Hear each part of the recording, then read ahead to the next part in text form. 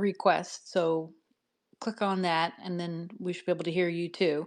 I've got Steve here with me, and we are ready to talk. The stuff is just flying thick and fast, you guys.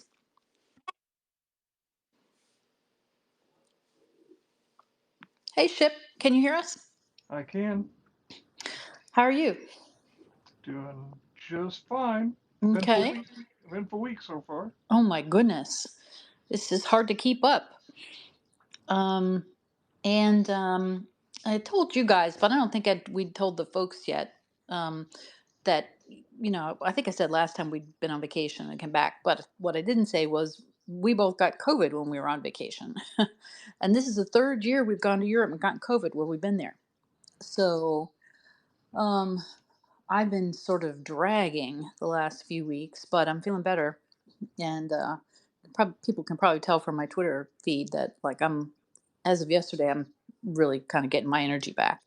So, and then you had it too recently, right, Ship? Yeah, I had it back in August.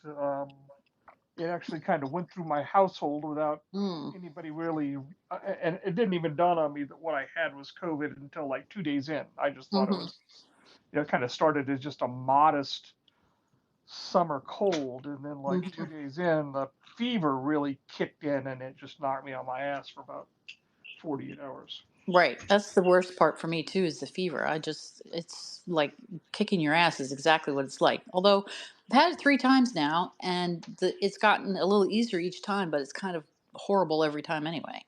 So, you know, I'm torn between not going back to Europe and not dealing with it again, or just figuring, well, we're going to get it when we're there. We just have to build that into the itinerary.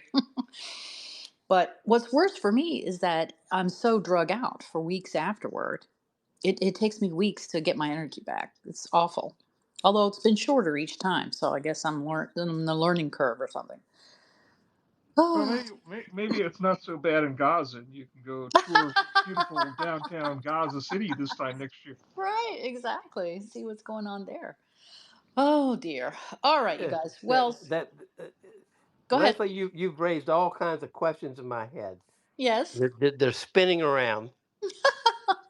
Uh, at risk of becoming a vaccine conspiracy theorist, Yes. where do you sit on uh, the Good, the bad. facts? No, Yeah. no. Where do you sit on, like, how recent was your latest booster shot Oh, versus when did you get right. this new batch of COVID? Right. Okay. So let's see. So I'll just speak for myself. I took the first 3 shots, which I might not have done if I didn't have, I have some underlying health problems, and one of which is kind of a respiratory issue. And so I was very concerned that if I got the COVID, that I personally would have a bad time with it. And I have had a bad time with it, even with the shots. So, but when was that? So that was like, it's been several years since I've had a booster. Um, and I honestly feel, I know most people are probably, this is not their experience, but I actually feel like the vaccine might have helped me with the respiratory issue that I had. I I, I, felt, I I think that's what the science tells us, that if you have an underlying condition, particularly respiratory, the vaccine is recommended. right. Uh, but there's a downside to it.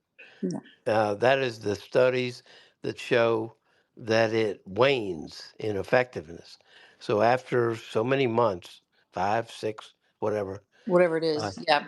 yeah, whatever it is, it it it reverts to a negative uh, effectiveness. That is, you're more likely to get it again Good grief. Well, I feel like, after a shot, and plus after a shot plus 5 months, 4 months, I 5 months, 6 months, something I like see. that. That makes sense. Yeah. Well, I felt like after every booster, my respiratory issue improved and cumulatively. So like I feel healthier now in terms of my respiratory issue, not necessarily other things, for having had the shot. But at this point, I feel like it's my own immune system, my own antibodies are helping me grapple with it better each time. So it's like that kicks in and it's not as bad each time. So, that's sort of where we are. What are you going to do? I don't want to not go to Scotland because the fucking Chinese communists let this loose on us, right? So, but I anyway, just wish somebody would do some definitive studies. studies tests on that, right? So, and I It's, know there's lots of folks that say they had adverse effects, but I think that as with most things in life, it's very variable. And so I think there probably are people like me who actually had benefit from it just because of what your personal medical situation already was, right? So but I've told Steve many times, we've basically signed up for a nationwide science experiment here, right? So, I thought, all right, I don't want to find myself on a respirator because I have a respiratory issue already and COVID on top of it. That was my well, main I, concern. I'm firmly of the opinion that if we did a science experiment, which we have done and are still doing, Right. somebody has to collect the data and analyze it. I worry that that's not being done. Right, and who knows? 100 years from now, will people look back and see, well, we missed our opportunity to really study this? So, but I feel like just the way the laws of nature are, if although there have obviously are downsides, if we'd had a son who was in the young 20s, late teens age, I would have absolutely not wanted him to have had the vaccine. But, I was in my 50s over childbearing age, so I was less worried about, other considerations I might otherwise have had. And it seems to me, according to the distribution of how things normally work in nature, some people probably benefit. I feel like I might be in that group. So, I don't fault anyone for making the decision that they made. I thought it was personal to you and your situation. So I didn't mean to digress onto this tonight, but it is debilitating to me substantially when I do get it every time. It's really really unpleasant. Steve weathers it a little better. He doesn't. It doesn't seem to affect him as much. So. But that's true most of the time. I have what in the old days would have been called a delicate constitution. So, but very very small things can throw me off for periods of time, which Ship likes to tease me about. Now, shame on Ship. That there's no excuse for that. Right. So, but anyway, for that reason, I have been kind of only being able to deal with absolutely what had to be done for the last few weeks. But I've kind of weathered my way through that now, finally, and gotten back to being able to focus on legal things. And it's good because there's so much going on. Ship, I see you got booted out. I've sent you a new request. So we were going to talk tonight a bit, and Ship and I were debating earlier this week between ourselves the sentencing for the person who was charged with attempted murder on the Supreme Court Justice Brett Kavanaugh. And I had been prepared to talk about that, but a couple things have happened. One, as I'm sure everybody has seen in the latest news tonight, Letitia James was indicted today in the Eastern District of Virginia federal court. So I would like to talk about that instead. Also, because for some reason I couldn't get on the docket on that Roski case. This is the assassination case tonight. I feel like maybe Maryland's docket is being worked on. The ECF is being updated, or uh, IT's working on it, or whatever. So I couldn't pull down some of the documents I wanted to talk about. So I want to set that one aside for next week. Um, and also, I want to let people know, those of you who are listening to the spaces that King and I are doing on the JFK, we are going to be doing one of those next week. I think we decided on Tuesday, right? Tuesday, yes. I think. Did you say 2:30 Eastern? Yes, 2:30 Eastern. So I will send out Mhm. a notice on that. So now that I'm feeling better, we can Yeah. we can spend some time on that too. Next week is a not to miss We're getting Okay. All right. into heavy stuff. Okay, good. So I propose to talk tonight about Comey, Letitia James, and what's going on with the Oregon National Guard. So, Ship, I will solicit. Oh, he's dropped off again. Good grief. I'm sending you another co host invite, Ship.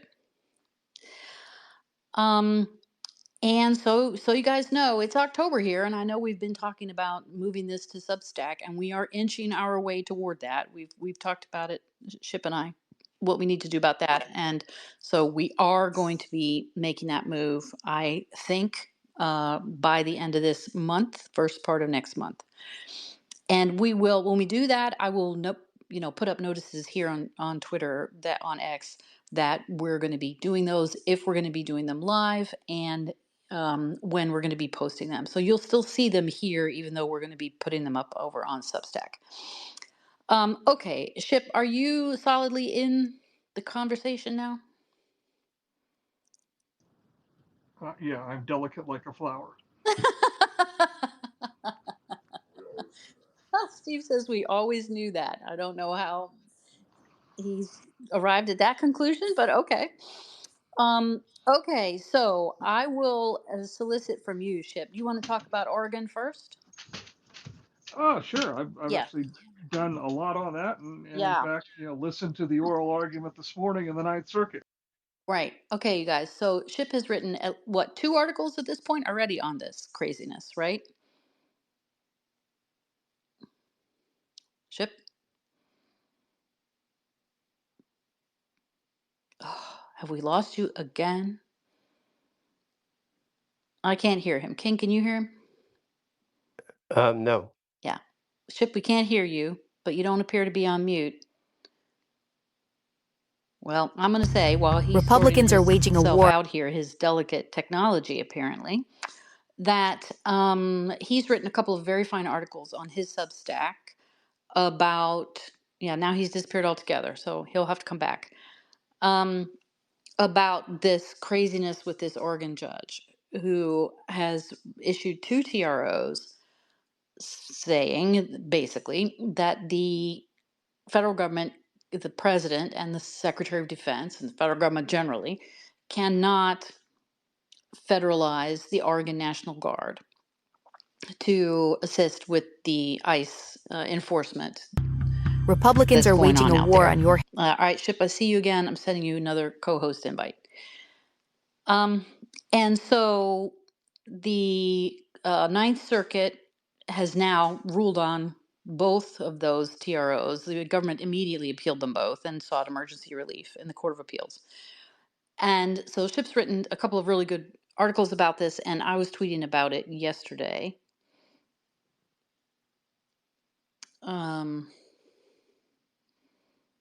Trying to get Ship back in, and it's just not working. This is one of the reasons why we're going to be switching to Substack. I'm very, very tired of this. Okay, you're back as a co-host, Chip. Can you hear us? Got to unmute yourself.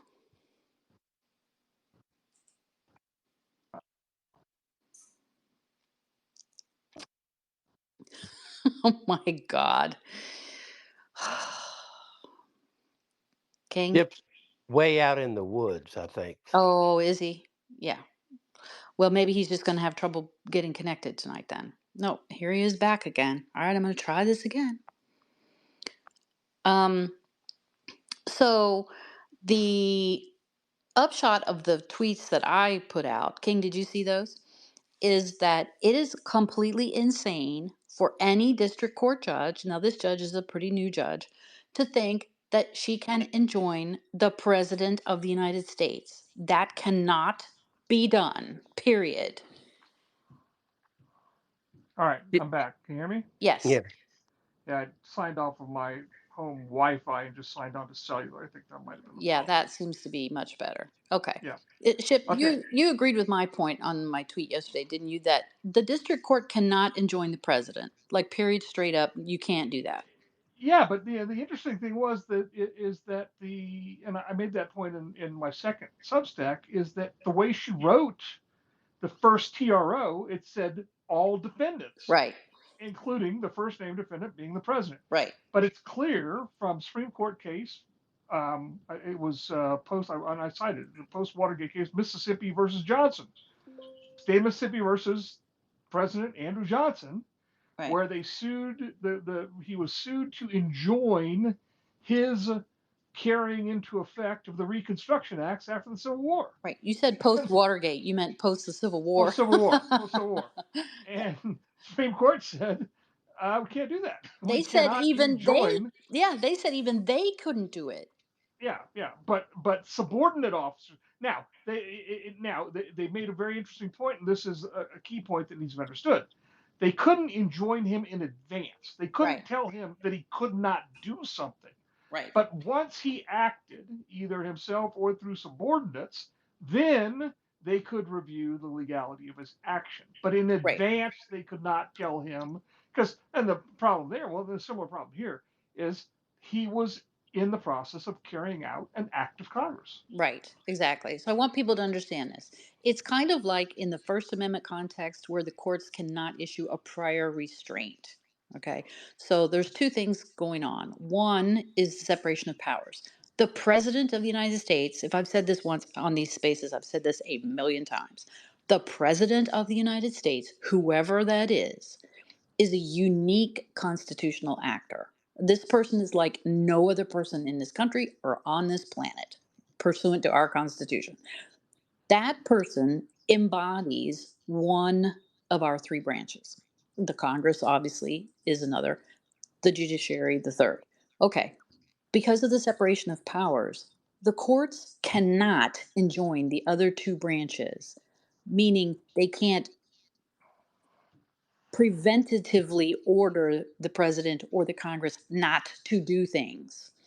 Like it would be equally unconstitutional for a judge to say, hey, Congress, you can't pass a law. I know you're thinking about it, or maybe you haven't thought about it yet, but I'm letting you know you can't write a law that says ABC. No, this is impossible under the Constitution. Or even better, to enjoin them from voting. Right. You can't convene and vote on legislation. Right. The legislation that you're considering is out of bounds. So right. Or you can't approve this ambassador or approve this treaty. No, the courts have to wait for the other two branches to take action or pass the legislation or issue the executive order or put the policy or the regulation in place. They cannot preemptively, prophylactically tell the other two branches you're not allowed to do stuff. And that is, on paper at least, this judge has done that. She has told the president of the United States, you can't do things that you are thinking of doing or are in the process of doing. And that is just flat out unconstitutional. Now, I thought she was mature and what, 60-ish, or how old is she? She's 64. Yeah. Yes, 60 something. They taught that stuff way back in law school. Right, I know. This is not new law. This case is from the 1800s, the Chip's talking about.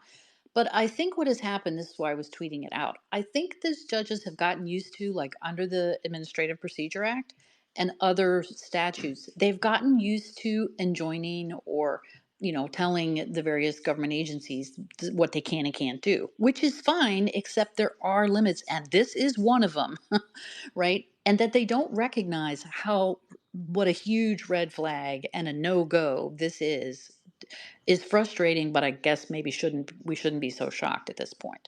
But in that respect, her orders are that order at least is simply flat out unconstitutional. Now, that doesn't mean she can't enjoin, inferior officers, subordinates of the president, or agencies. The courts can do that, but they cannot enjoin the president of the United States directly. So that's one problem. But beyond that, there are other problems with what she's doing. So, Ship, why don't you fill us in on what's going on? Yeah. So the on October 4th, Secretary of Defense Hegseth issued orders federalizing, following the president's directive, federalizing the National Guard of Oregon, 200 members of the National Guard from Oregon, to assist in ICE operations. And the state of Oregon went, actually it wasn't on the 4th, it was earlier than that. The state of Oregon went, the hearing was on the 4th. it had to be, that was September 28th. September 28th was the federalization and mobilization order, without any deployment yet. It was just to call up 200 members of the Oregon National Guard. Federalizing them means that the National Guardsmen go from being part of the Ready Reserve to being active duty. They are become indistinguishable from active duty military units when federalized, and they come under the command. They're no longer under the command of the state governor or the adjutant general or whatever particular state Whoever's prefers the to be the commandant of the head guard. of Yeah. their state. They are transferred. Command is transferred to the Secretary of Defense. And then he transfers their responsibility to whatever military authority is conducting the operation. Um, and Right. So from a I legal would point of view, it's like those guys are in regular military units. Just exactly, they are part of the active duty military. So and she did she her first TRO, because the complaint filed was by the state of Oregon and the city of Portland, and it was expressly directed at the federalization and directives given to the Oregon National Guard. And so she had a hearing on Friday, and then she issued her opinion granting a TRO on Saturday evening, less than 24 hours after the hearing, which was only 72 hours after the case had been transferred to her. It was initially assigned to a different federal judge in Oregon, who happens to be married to an elected congressperson from Oregon who had publicly opposed the use of the National Guard in California. So the government suggested that maybe he should recuse.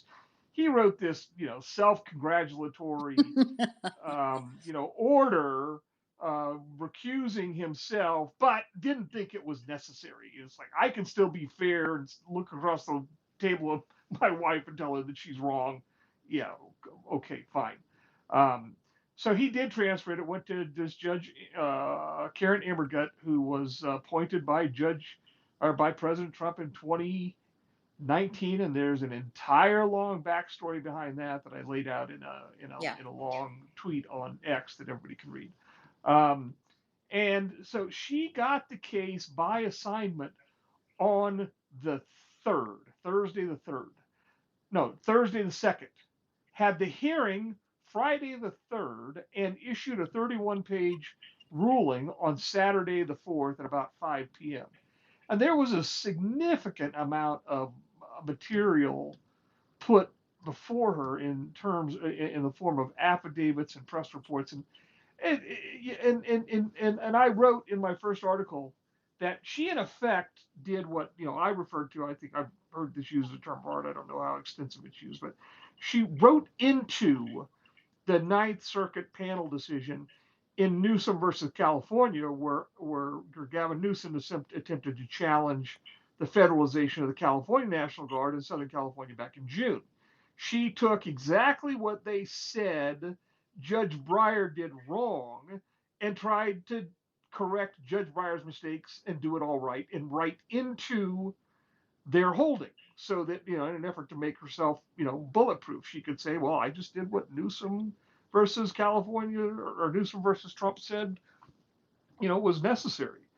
um, but in doing so, she made some errors, one of which was, and these became apparent.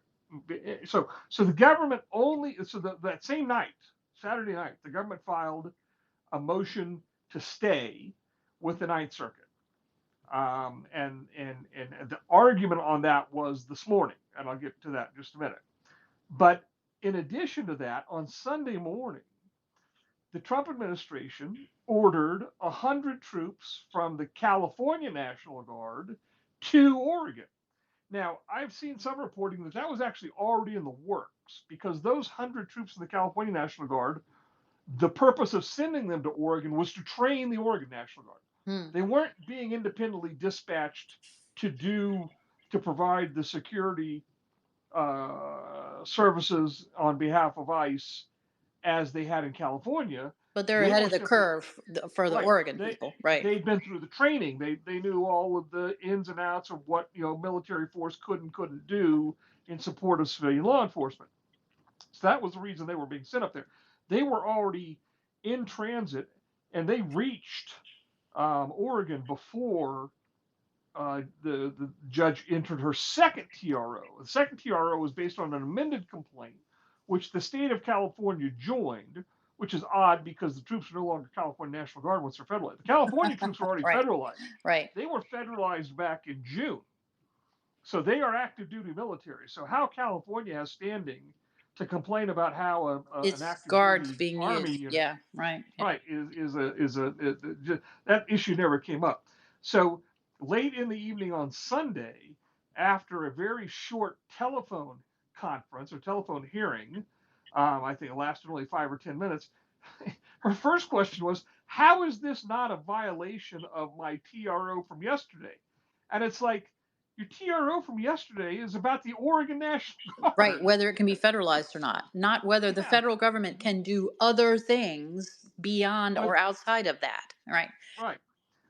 Now, I understand the point she was making to the extent that she was saying, my ruling was that the facts on the ground in Oregon do not satisfy the precondition of either federalizing or imploring the National Guard, any National Guard. I mean, I understand that was her rationale, but that wasn't her TRO. Her TRO, because the complaint explicitly requested relief with respect to the Oregon National Guard, and her TRO specified the relief was with respect to the Oregon National Guard. So, the polite response might have been to her, well, you know, maybe you should have written your TRO a little more broadly. Right. And then she actually made a comment, I guess, and I think it was the Assistant Attorney General for Civil Appellate who made the appearance, because we're how many days into the shutdown, and they are operating with something of a skeleton crew Right. in DOJ, and it was actually the Assistant Attorney General for Appellate for Civil Appellate who made the appearance, and she asked him some question about, do you think that's really an appropriate response to a court order by a government official? It's like, we're supposed to read your mind, I guess. Oh yeah, Um, exactly. The court only speaks through its orders. It says what it yeah. says. It's grounded on what it's grounded on. You know, So then she just rashly, without giving the government an opportunity to oppose anything in writing, because this is a substantially different question, right. whether already federalized National Guard can or cannot be used. Because it would be Uh, like, and this is what I put in my tweet string. The president certainly could say every federal agent within a 500-mile radius of Portland, 25% of you now need to go to Portland. We got stuff we want you to do there. And if he did that, which I'm not saying he should, but if he did that, okay, this is another way of accomplishing the goal that maybe he has in Portland, but it doesn't violate her TRO that you can't federalize the National Guard in Oregon. right. I mean, the president has the powers that he has. Well, So, yeah, and sort of when I sat down to write a story on Monday morning, the first thing I thought of was, okay, so she has now enjoined the Secretary of Defense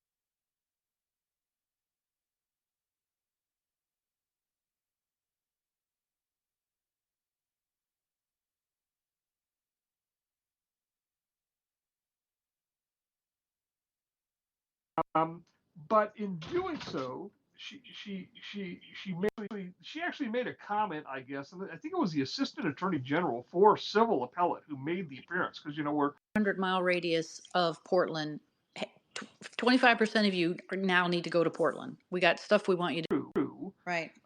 in DOJ, and it was actually the Assistant Attorney General for Appellate for Civil Appellate who made the appearance, and she asked him some question about, do you think that's really an appropriate response to a court order by a government official? It's like, we're supposed to read your mind, I guess. Oh yeah, exactly. The court only speaks through its orders. It says what Yeah. it says. It's grounded on what it's grounded on. So then she just rashly, without giving the government an opportunity to oppose anything in writing, because this is a substantially different question, right. whether already federalized National Guard can or cannot be used. Because it would be like, and this is what I put in my tweet string. The president certainly could say every federal agent within a 500-mile radius of Portland, 25% of you now need to go to Portland. We got stuff we want you to do there. And if he did that, which I'm not saying he should, but if he did that, okay, this is another way of accomplishing the goal that maybe he has in Portland, but it doesn't violate her TRO that you can't federalize the National Guard in Oregon. Right. I mean, the president has the powers that he has. Well, So, yeah, and sort of when I sat down to write a story on Monday morning, the first thing I thought of was, okay, so she has now enjoined the Secretary of Defense with regard to active duty military right, from following the order of the commander in chief. right, which can't happen Like, either. No yeah, district it's judge like, can do that. yeah. I mean, this is out now. Granted, this is out way out in kind of la la land, Yeah, because but we've never been here before. No president has faced what President Trump is facing with regard to the prior administration having let in, somewhere between 10 yeah. and 20 million completely unvetted illegal aliens, and he's trying to, triage that problem. Right, but I'm Um, with King on this. I mean, this judge should know better, but the problem is that she and so many of them, like, they don't see that this is constitutionally problematic in a way that striking down regulations are not. Like, it right. doesn't even seem to dawn on them how problematic it is. I think there's actually a more fundamental problem with her point of view, and I think it's shaped in large part by, she was a state court prosecutor for 5 years in Portland. Then she became a federal prosecutor for 8 years in Portland. Hmm.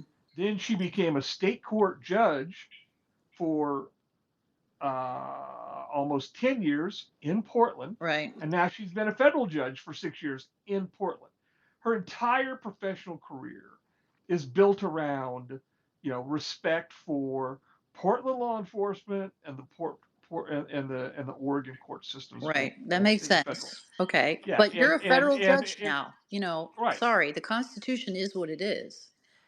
Right, but if you read her opinion, she repeatedly kind of premises her views on the fact that, well, but the Portland, law enforcement was able to deal with all of this, Right, and arrests were made when necessary, and prosecutions were carried out when necessary, and we have this all under control. We don't need, the president's just wrong. right. That's Right. what informed her Yeah, view. right. Her view Yeah. was, I'm here. I'm here every day. I see what happens, and the Right. president's just wrong. Right. I know better than he does because I sit in the city he's talking about. That's really what it came down to. Right. So I'm going to enjoin him, which I can't do. Right. But I'm wrong. I'm right, and he's wrong. Right. You know. God. But you see the problem? It's like, even if you thought that as a lawyer, as a judge, you should be thinking, okay, but with the, constraints of the Constitution and federalism and so forth, is this still something that can be done? The complete inability to understand the difficulty that this puts the military officers into staggers my imagination. Well, this is I've said this and I've written this. I can't even begin to imagine the number of times. This is, in my view, a fundamental affliction of district court judges, because 99% of their decisions either don't ever get reviewed or Right. don't ever get reversed. Right. They are used to their decision being final. And it leads them to kind of, after several years, it leads them to a mindset of, I must always be right Right. because nobody ever tells me I'm wrong. Right. AKA the God complex. Oh yeah. It, Right. the imperial judiciary, as Justice Barrett called it. Right. Well, lawyers have long said, I don't know if lay people know this, but lawyers have this trope about, the robe going to their heads, right? So but And the first thing they lose is we've talked about this, especially in federal court. The first thing they lose is the concept of being a court of limited jurisdiction. right, exactly. Right. Eh, and there are not a lot of constraints on them, but there are some, and the ones that there are very serious. And this is the problem when they just blow by them. Yeah, That, so then she issues the second TRO about California and Texas on Sunday, and basically just says, based on the same rationale or reasoning in my written opinion yesterday, I issue a TRO preventing the federalization or deployment of any National Guard into Oregon, based on whatever she made a reference, I think, to the June 4th federalization order for Los Angeles. Um, so that was where it stood until the argument this morning, and she had done some things in the way she interpreted the statute that I just kind of me were red flags, and the judges this morning, two Trump appointees, and Judge Susan Graber, she's been around forever. She's appointed in like '95 by Bill Clinton. She's senior status now, but she's. I mean, I appeared before her a few times. Um, and so I kind of expected that she would what could. This King will certainly appreciate it, and I apologize in advance to to others who maybe don't quite get the reference. The best Graber could come up with, I don't know if you listened or not, the best Graber could come up with is she started questioning the government lawyer about, well, because the government has not yet sought a stay of the second TRO.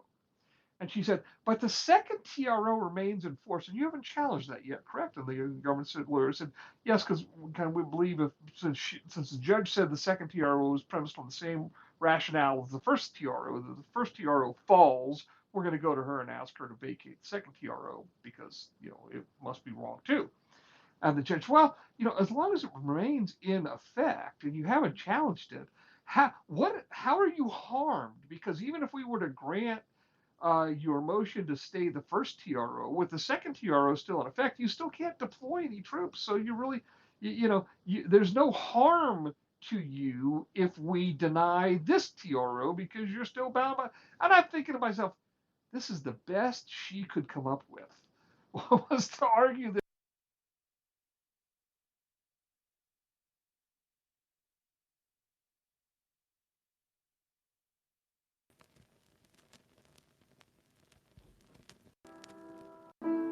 Ken, that was fun.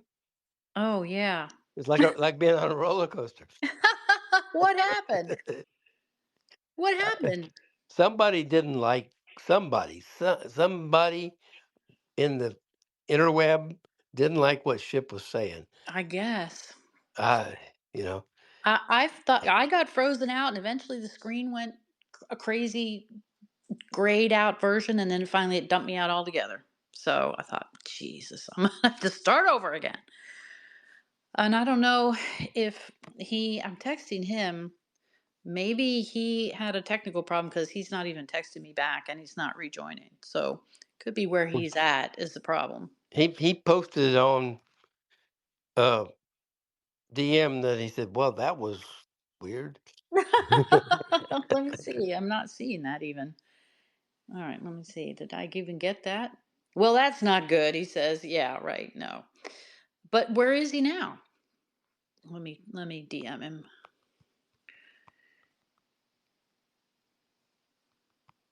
What was he saying? Because I couldn't hear a word he was saying, and you couldn't hear me either. He was talking about the judge's opinion, and the argument today, uh, in which one of the judges, the elderly judge, raised the issue of, well, how are you harmed? Talking to the government, how are you harmed if there's a second TRO that says you can't do anything with anybody? So if you get the first one reversed, you're in the same pickle. So Right. how are you harmed? Oh, good Why grief. can't we punt? Right. That was the question. Oh my God. And Chip didn't give us the answer. I'm You're hanging. hanging. You're on bated breath I here. really am. Well, and he's not texting me. Let's see. Is he DMing me? No. He's got nothing. We got nothing. So frustrating. All Uh, right. Well, do you have an opinion on all of this insanity? Have you ever seen a judge go this far? all of them have, in one way or the other, in the past 6 months. Yes. Right. Yeah. Well, that's Ab- true. But I mean, before that. no, no. Um, Oh. All right, Ship. I see what? you, and I sent you another co-host invite. Yeah. One thing I want Chip to address, and want to know whether the argument today addressed it, because I missed the During argument. our while we were going there, we had somebody put a note up. Can you hear me? Yes, Yes. Yeah, okay. Someone put a note up that a judge in Chicago has now issued a TRO ordering the government to not federalize or not deploy any federalized troops into the state of Illinois. Now, Okay. Margot Cleveland just posted the order. I saw. I mean, I think I saw the same thing. the, She also I think indicated that that they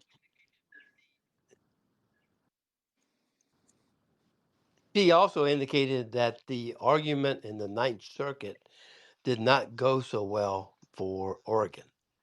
But it was horrible. I It was didn't horrible. listen to. Um, so I think I'm wondering if maybe DOJ might file a notice of appeal the Seventh Circuit but go straight to SCOTUS and say you got to put a stop to this. Right. It's insane that these judges think they can do this. I stand amazed, and I'm not easily amazed. Yeah. So and Judge Martin. This is very interesting today. Or Judge the male judge Judge wow Judge Ryan, I think. I could be wrong. He actually, They used to call women lawyers and women judges lady judges, and so I'm going to say, was he the gentleman judge today? correct. You said he was Um, the male judge. he, Were the other two females? So. Touche, touche. yes, yeah, Judge Body out of Arizona. I think Judge Ryan, I hope. And then Judge Graber is actually from Portland. So that was Okay. now the government lawyer. I don't think that I Oh my God, Ship, you are so garbled. Are you on your Wi-Fi again? uh, so, no. Honest to God. Wow. Well, I can hear you, but you sound like the teacher in Peanuts. Wah wah wah wah wah wah wah. Vacations, because I was home, but we'll see. All right, that's a little clearer. I swear to God, Elon Musk, we need to do something about this spaces problem. If you're listening, which he's How not. about now? Now I'm out. Yeah. Okay. So, so I mean, the government lawyer didn't face hardly any difficult questioning at all. I don't know how much you heard of what I said about Judge Graber before we crashed out, but the best Judge Graber could do to try to, put the government lawyer under any kind of strain was she made Okay, we're not references. going to be able to call them the government lawyer because are you talking about Oregon or the United States? United So, States, United States, the okay. DOJ lawyer. Yeah. The best she could do to put the DOJ lawyer under strain was to call attention to the fact that the DOJ had not yet appealed the second TRO, and the second TRO still precluded deployment of any National Guard. So she said, Right.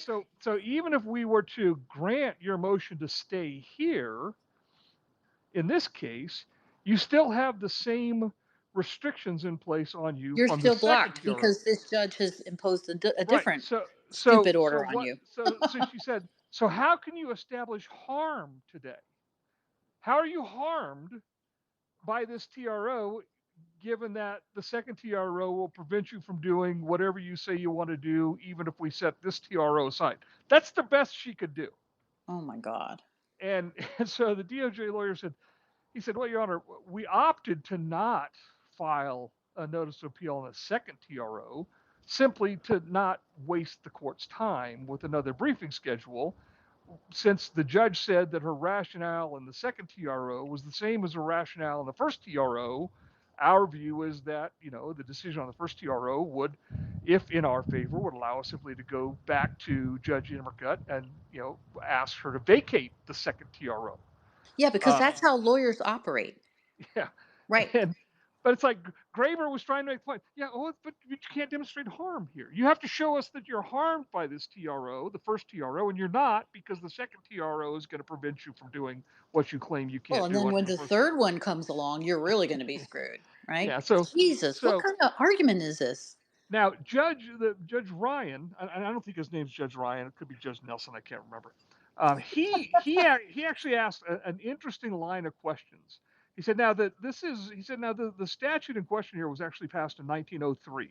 Section 12406 was passed in 1903, but it goes back further than that. It has other statutes that were, the prior versions.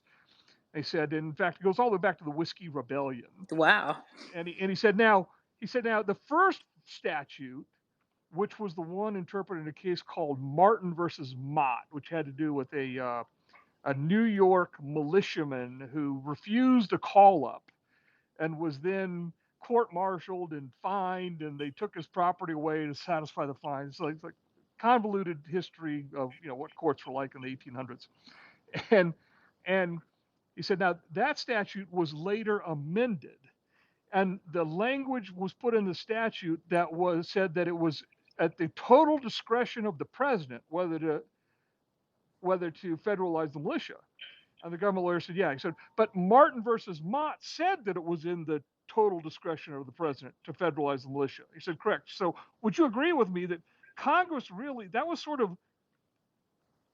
language that wasn't necessary, because all it did was codify what the Supreme The Court Supreme had Court said already said. previously. Okay. And he said, yeah. He goes, so now that statute was later amended and that discretion was taken out.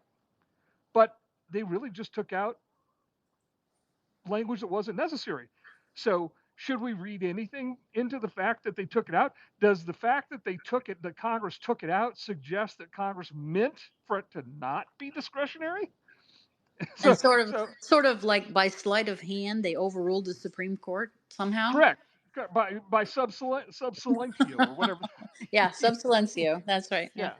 Yeah, so that was kind of an interesting, but so Mm-hmm. you could see where the judges were sort of signaling, Mm-hmm. and then they walked through some of Judge Immergut's. One of the big things was, Judge Immergut's opinion essentially said, in determining the facts on the ground, whether there's a colorable basis in the facts to justify the federalization, consistent with Newsom versus Trump. That was language that came from Newsom versus Trump. That what is the time frame? What facts are relevant? And Judge Immergut said that, well, based on Newsom versus Trump, it was just like the facts in the days immediately before the federalization. And so there you had a lot of violence in Portland back in June. It then subsided some in July and August. And then as ICE efforts began to ramp up in September, the violence came back, but not at the same level as in June. Part of that was because 115 ICE officers specially trained to deal with violent protests had been dispatched to Portland to deal with the problem. But they couldn't be sustained in Portland because 115 is actually 1/4 of all ICE officers Right. in the country trained in that respect. So that's like a So, surge, but that's not like a right, permanent. Yeah. right. So, So the question became, but Judge Immergut said, well, only the events of the few days before the federalization were relevant. And so the judges started in on the Oregon lawyer with that and saying, now, but if this is a daily thing, then does that mean if there's violence on day one, there's justification. But if the violence abates and goes away on day two, he loses the justification. But then on day three, if you had violence again, the justification comes back. How can So, you manage it? I mean, seriously, you're just going to take the temperature every day and run into the courthouse. Exactly. And, bring in troops, send troops away. Bring in troops, send troops away. The judge said, I'm not sure It's like President, he Monty said, Python. Run yeah, away, run away. yeah.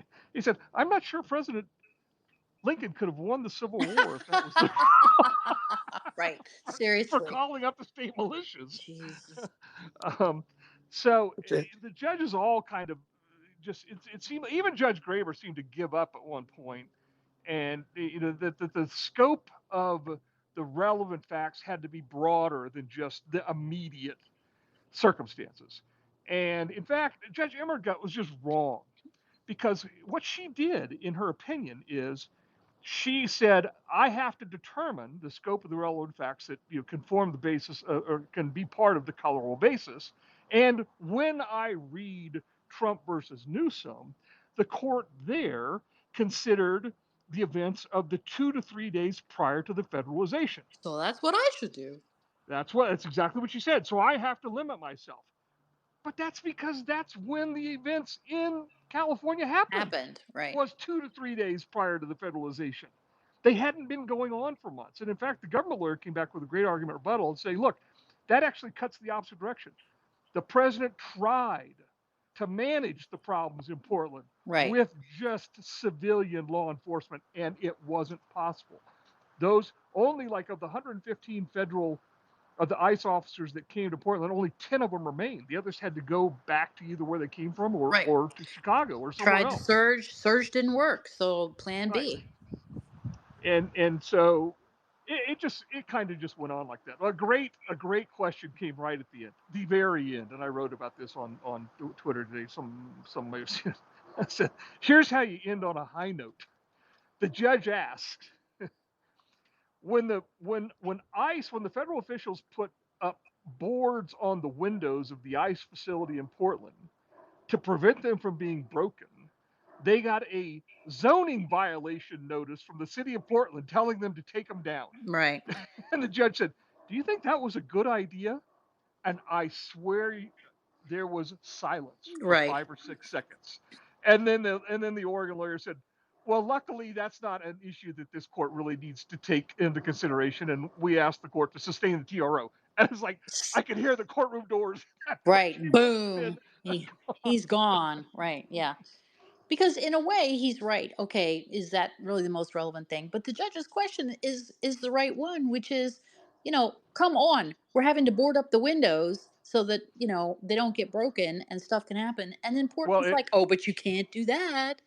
well, and it makes 2 points. It makes 2 points. Actually, I want to revisit this one point. It makes 2 points. It makes the point not only is there is still violence, Right, because why are we but boarding up windows? Right. but the city of Portland is not cooperating. Right. Yeah. Right. They're not The city of helping. Portland is Right. they're not helping. They're working across purposes. Right. And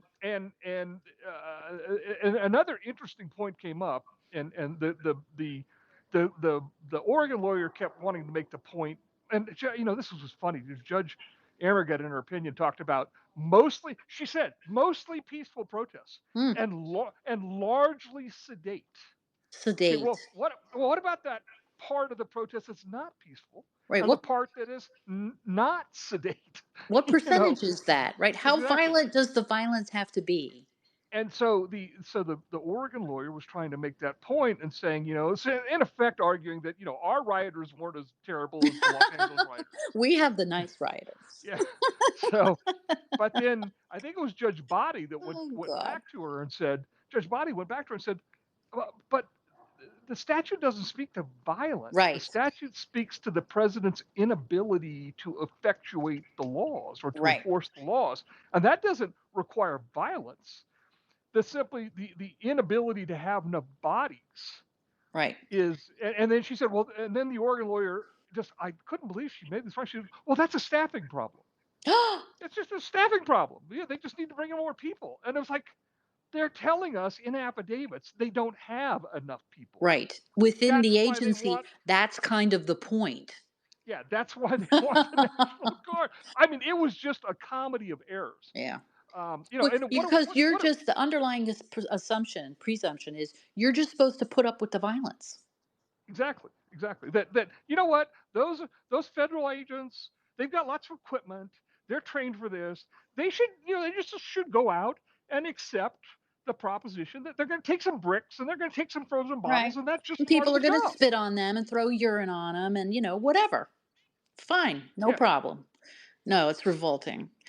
yeah. This concept that law enforcement is entitled to prepare for the potentiality of violence by bringing in a sizable force to prevent it from even starting seems foreign to them. Right. There's no better example of the prophylactic effect of a bunch of National Guardsmen than what they did in D.C. with just guys standing around on the street in Right. fatigues, Right. Now, you and the, can go too far with that, to be honest, and then you're just intimidating the citizenry. We can't have that. We saw that in Ferguson, right?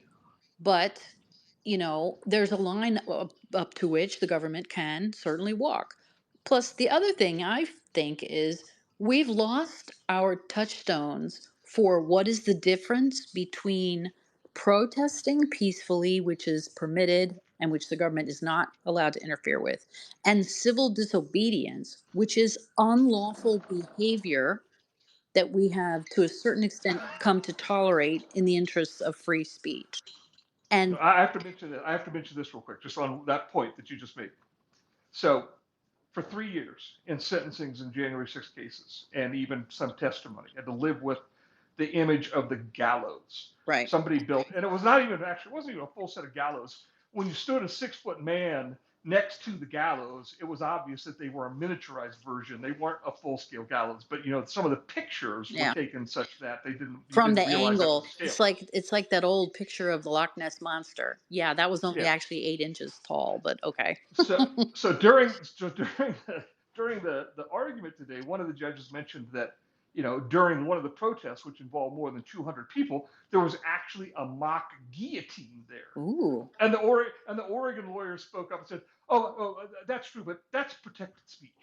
It's like, Wow. Do you hear yourself talking? Right. Interesting. Right. Well, Just, and the just, go ahead, Jay. just as an aside, can I say Sure, something? sure. Just an aside, it's just it thrills me to no end to hear you young folks talk about issues that go back to the Civil War. The Civil War, right? The Whiskey Rebellion. Good grief. Well, and the point I was a three-part point I was trying to make. So we've lost our ability to understand where the lines are, right? Peaceful protest is legal and the government is in the wrong disrupting it. Civil disobedience that is nonviolent in character, we have sort of come to accept, right? Disruption, right? People being loud, people interfering with hearings and so forth. And but that is illegal conduct. And I think people have lost sight of the fact that, yes, you can be arrested for engaging in what you think is civil disobedience, but it's still illegal conduct. And then the third category is when you're going beyond that and actually engaging in criminal, illegal behavior that is more than just disobedience, right? So I think it seems like people in the past, King, can you speak to this about in the 60s, where it seemed maybe a little clearer where the lines were between those three things? Uh, in the 60s, there was just protesters, violent protesters, and the man. Okay. So, I mean, I come from out of the ACLU tradition, right? And so, where often the union was defending people, particularly in DC, who really all they were doing was lawful, peaceful protest. Maybe it was loud, maybe it was obnoxious, but it wasn't illegal and they would get arrested anyway, right? Like one dude was a taxi driver and he was driving around DuPont Circle, and the old mayor, Marion Barry, was giving a speech on DuPont Circle. And this guy was driving around DuPont Circle with his window rolled down, yelling out, "You're a liar. You're a goddamn liar." And he got arrested for that, which, come on, that's free speech. But, this idea of laying siege to a government building and throwing bottles and bricks and whatever at federal officers, that's across the line at a minimum into civil disobedience. But these folks, and sounds like a couple of judges, seem to somehow think that that's legal, but it's not, right? The difference in the '60s is the every protester knew they were going to get hauled off by their Right, asses, by arms, right, legs. They're going to be grabbed and hauled off right, and taken to jail. It was almost a badge of honor. right. But they knew that the man had all the power, both legal and in other You're right. ways, And de and facto, right, yeah. that's it. And there was no debate. Right. So we've changed our perspective on that as a society, right? We don't think it's okay to haul off protesters when all they're doing is holding up signs that the man doesn't like. And that's the correct position. But what these folks are doing in Portland is some of that, but the non-sedate part of it is totally not. So the government is entitled to respond to that. Well, all right, Ship. So am I right that what was on Twitter is that the Court of Appeals stayed the first TRO, but that was only administrative pending this argument today? And so have they ruled on the first one substantively yet? No, that was the argument this morning. Was substantively the administrative stay actually only applied to half of the order. Mm, They stayed the half of her order that prevented federalization. okay. So federalization is allowed, but they left in place because the government hadn't appealed the second half. They left in place the TRO on Okay. deployment. All right. So you're right. This is sort of like some of the earlier orders we saw judges issuing against the new administration, basically saying you can't even do planning, right? Like you can't even draft regulations. I mean, that's just insanity, straight up insanity. Um, okay, so has the government now appealed the second TRO? No, I think that was only Judge Graber. I don't think the other two judges were kind of No, but I buying mean, into in that as fact, being a has the problem. government appealed the second one, or are they going to wait? I Yeah. haven't Okay. looked at the docket All to see right. if they did or So not. when did they seem like they were going to rule on this? Did they say? They didn't. They asked, the judge. One of the judge asked, "Well, this is only good for 14 days. If we don't rule within 14 days, what would be the consequence of that?" Well, if they burn the building down, well, I guess that would be a consequence. Oh no, Ship, have we lost you again? King, can you hear me? Yes, Can you hear him? no. All right. Oh, well, I think maybe we've lost Ship. Hopefully he can get back on board. All right, so it sounds like we're waiting for the Ninth Circuit to rule on this, and oh yeah, now he's declined the co-hosting. Um, Ship, I'm going to send you. Oh, he's disappeared. I think that's on his end. So it sounds like we're waiting for the Ninth Circuit to rule. We'll see what happens with the second TRO. But there's a lot there that is obviously not correct. And it sounds like the Court of Appeals thinks so also. So it'll be interesting to see what their order and opinion reads like. I think it'll get resolved in a few days, at least in terms of what is the Court of Appeals thinks. Then we'll see what the administration wants to do about the second TRO, or if uh, the events in Illinois are also going to start to come into play here. Shall we talk about Comey or Letitia James first? Um, I lost my headphones there, so I had to sign out and come back Ah, on to just get on the phone. you want to talk? Oh, either one, I don't care. I mean, Tish James is the one that just hit. I just read it, Yeah, 2 hours ago. I'm sure both of you have read yeah. it. So, All right. Well, let's um, talk about that. So she got indicted in Alexandria, although the case is assigned in Norfolk because that's where the property at issue was. Um, and she drew a Biden nominated judge, I believe. and they issued a summons for her, not an arrest warrant. You guys want to talk about that? The whole perp walk issue that came up with Comey? Well, I think, I saw Mike Davis, who's very well connected into the Justice Yes. Department, say Do that you know Bannon essentially the calls him thinking, the viceroy? yeah. Well, that's what people kept asking him if Yeah, he would go into the administration. He said, no, I just the want to be the viceroy. viceroy of DC. So that's what Bannon calls him now. That makes me laugh. Yeah. So he had said that voices inside DOJ said to him that was actually I'm not sure that Halligan knew the difference when she did the Comey on her second day as a prosecutor, Right. or the judge, because I can remember the judge looked at me the first so I can okay, so here's just a 1 minute story. In California, my first office, we had a paralegal actually go in and do the return of indictments with the judge. We didn't have Really? that's just the way they did it. And you told the paralegal what you wanted, either a warrant or a summons in your case, and then that would just get passed on to the judge. This was before there was a big deal. I don't want to digress.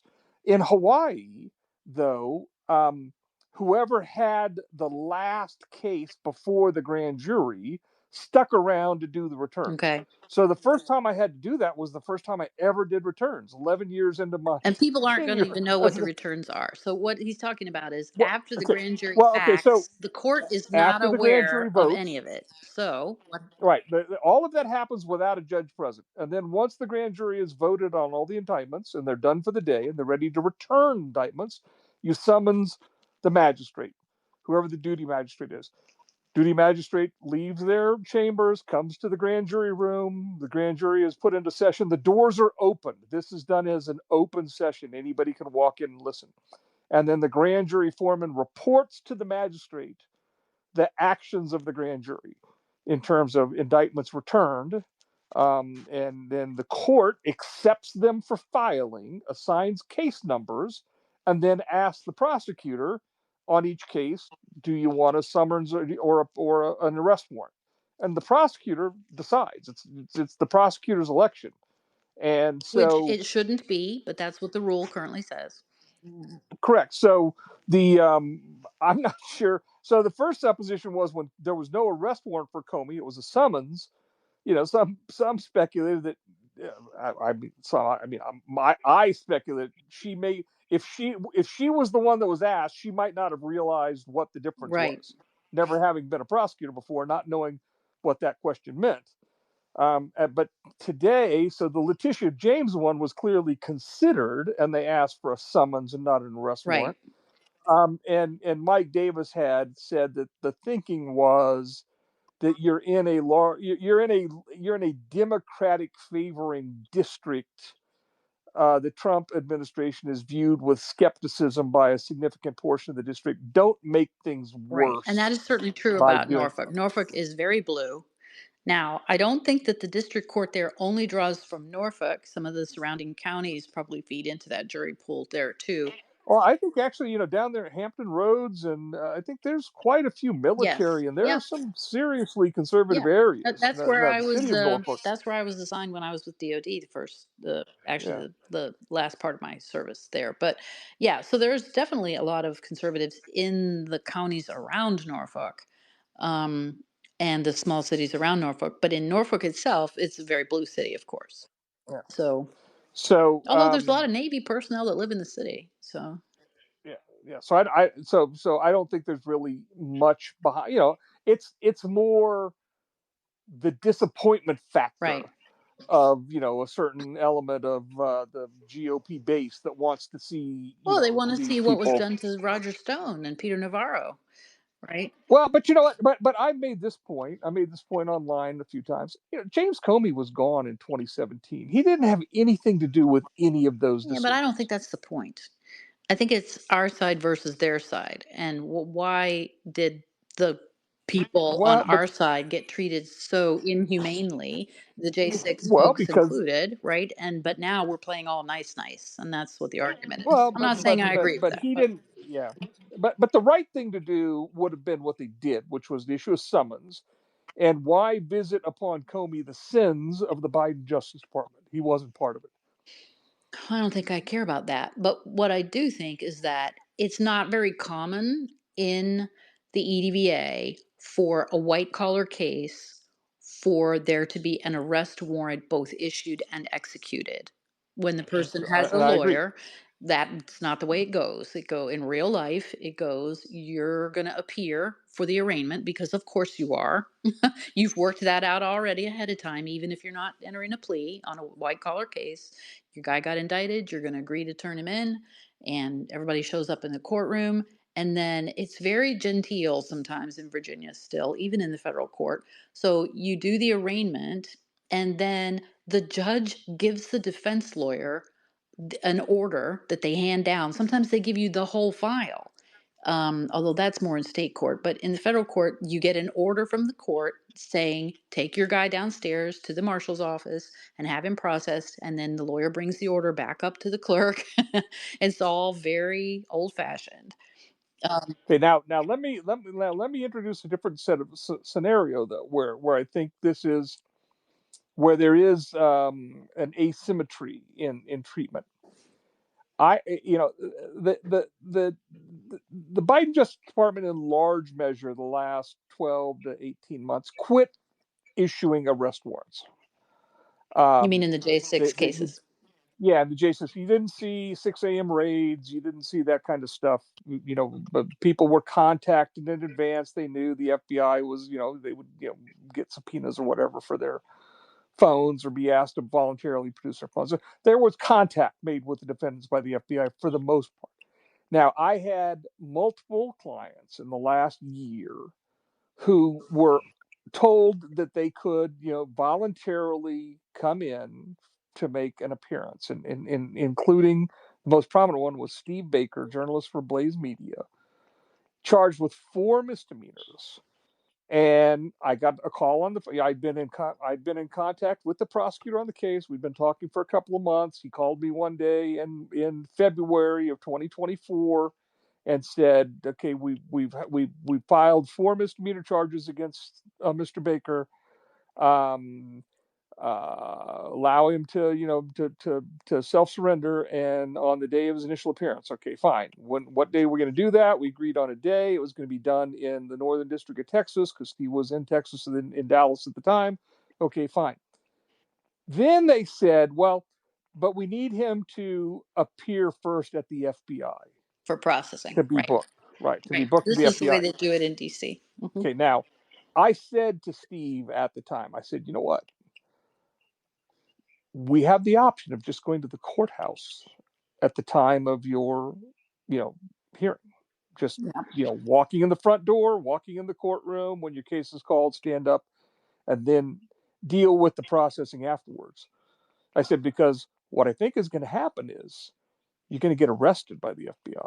Right. They're going to process you, then they're going to escort you to court, and Right. you're going to be cuffed and you're going to be shackled, because Right. that's the security provisions of the U.S. Marshals for somebody that's brought in custody. Right. And sure enough, that's exactly what happened. That was normally what would happen in DC. If you were indicted and then you were going to court for your arraignment, it was very difficult and virtually impossible to talk the DC system into doing what Virginia routinely did, right? Even on felony cases, if there was no violence. But in DC, no, God damn it, you had to be processed by the marshal, but also by, for some reason, by the DC police. And so, and then you'd get transported back to the federal court. I mean, it's absurd, completely absurd. Also absurd is that why are we doing it differently across all these federal districts? Well, that's because they let every courthouse, every presiding Local judge dictate the procedure. process, right? Right, exactly. This is Um, something we have to change because this is in the code and in the rules of criminal procedure. And the Congress can and should dictate that the court is in charge of determining whether there's an arrest warrant or a summons and whether the person can self surrender and be processed after. In certain kinds of cases where there's a lawyer present, put whatever qualifications you want. But to be doing this to people who are showing up for misdemeanor charges or low level felonies is obnoxious and absurd. well, it was done. It was purely a It's punitive punitive. Yeah, it's punitive. for, Right. because I had one client same exact thing for misdemeanor. She didn't come to me until after she'd already been, made her initial appearance, and she did it with a federal defender. But she sat in a holding cell for 4.5 hours Right. waiting for her Oh appearance, yeah. Oh shackled, yeah. Right. I know. shackled. Right. I know. It's ridiculous. So, and it's not hard for judges and prosecutors and defense lawyers, but less so the defense lawyers. It's not hard for judges and prosecutors to figure out who's potentially a flight risk where that procedure won't work and who is going to show up with their lawyer who's been talking to the government for 8 months already about a potential plea in the case. I mean, come on. All right, So, so on the substance of the James case, yeah, I think on the substance as reflected in the indictment, you would always expect it to be this way, is one, I thought the indictment was fairly well written. It did not show any signs of being written by somebody who just started as a U.S. attorney. It looked right. like Yeah. something Yeah. that was put together. But again, by the same token, those kinds of indictments tend to become cookie cutter. Yeah. You just have to fill in some of the details and the dates and the addresses, and they all tend to appear the same after a while. All right. Well, let's Um, tell folks what she's charged with. So it's two charges, two counts, plus a forfeiture allegation. And the reason the forfeiture is in the indictment is because under the federal rules, if it's in the indictment, that serves as a certain kind of official notice that the government is going to call, if they can get the conviction on you, is going to force you to cough up the money as a forfeiture in addition to owing restitution to any victim that might be out there. yeah. So if it's in the indictment, it's an added layer of sort of onerousness that you don't always see, even in bank or fraud cases where there's money involved. So somebody has told, what is her name? Harrigan? Halligan? Halligan, yeah. Um, I have so much, I should probably tell people this. I don't know if I've ever said this publicly. Because of my dyslexia, I have a very hard time with people's names. I have an extremely difficult time remembering people's names. I can never spell anyone's name. So sometimes people ask me, how can you not have this person's name right? And it's 100% because I'm dyslexic. So anyway, You're a Halligan. mess. You're a mess. I am a mess. I know it's terrible. But anyway, Lindsay, right? So if it looks to me like she got some advice about what to put into this one, unlike maybe the Comey one we talked about last time. But it's two counts: bank fraud and false statements on a financial document. Correct, Both. and it's relative. I mean, the factual allegations are very specific, and I guess if one thing everybody could take away from this is the specific factual allegations in this indictment are not what has been bantied about in the In the press press, right? They're for not. three Yeah, months. right. They're not. Primary residence versus not primary residence. None of that is the basis for the charge, which only goes to underscore that you shouldn't pay attention to many of these morons in the press talking about shit they don't understand. Right, exactly. Or what the facts are, because they don't know. Right. So, So but so she's the amount of the money is not that much. It's less than $19,000. and that is, I think, where there's going to be a potential issue with a selective prosecution claim. Right. I think the defense is now this is I'm working on a selective prosecution analysis for Comey Call right me. now. I hope to Yeah. finish it tonight. So vindictive versus selective and the differences between the two. Did you Um, see? Let me ask you. Did you see Professor Turley's article about this? Very short article today. no, One of our peeps asked us if what we thought about his opinions. So as we're talking about it, I'll tell you what Professor Turley thinks too. okay. So just for the purposes of Understanding. Yep. Lakeisha James, there's going to be an effort by the defense made. Whether it goes anywhere or not will depend on the kind of information they can marshal. There's going to be an effort by them to prove that nobody ever gets charged with bank fraud for this amount of money.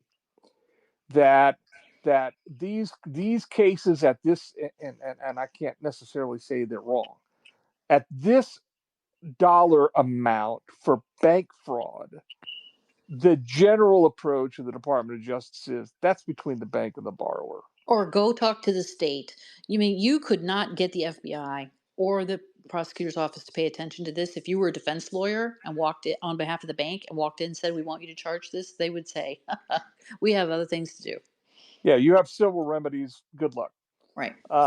And And that's the truth. You would not be able to get a criminal case ginned up.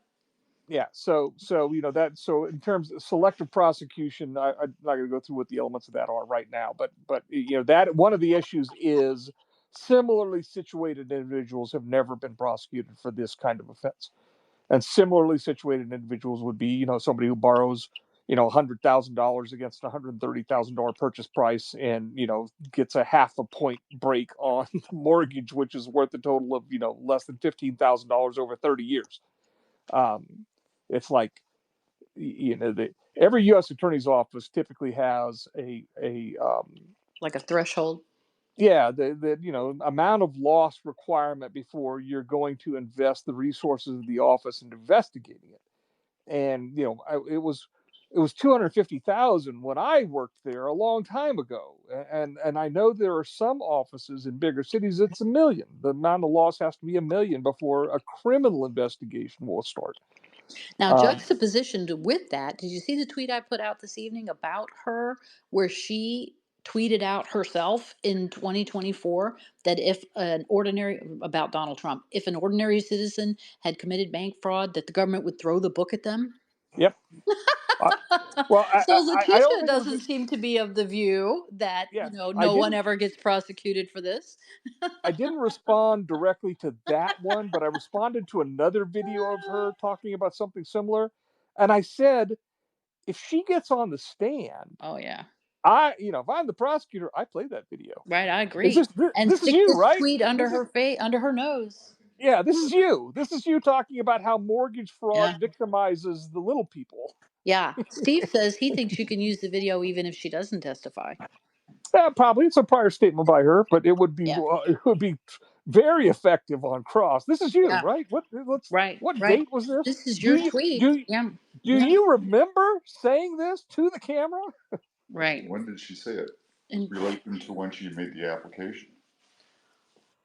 after, long after, 4 years after. She made the application in 2020, and that tweet is 2024. Yeah, So Steve's asking me what the chronological relationship of those two things were.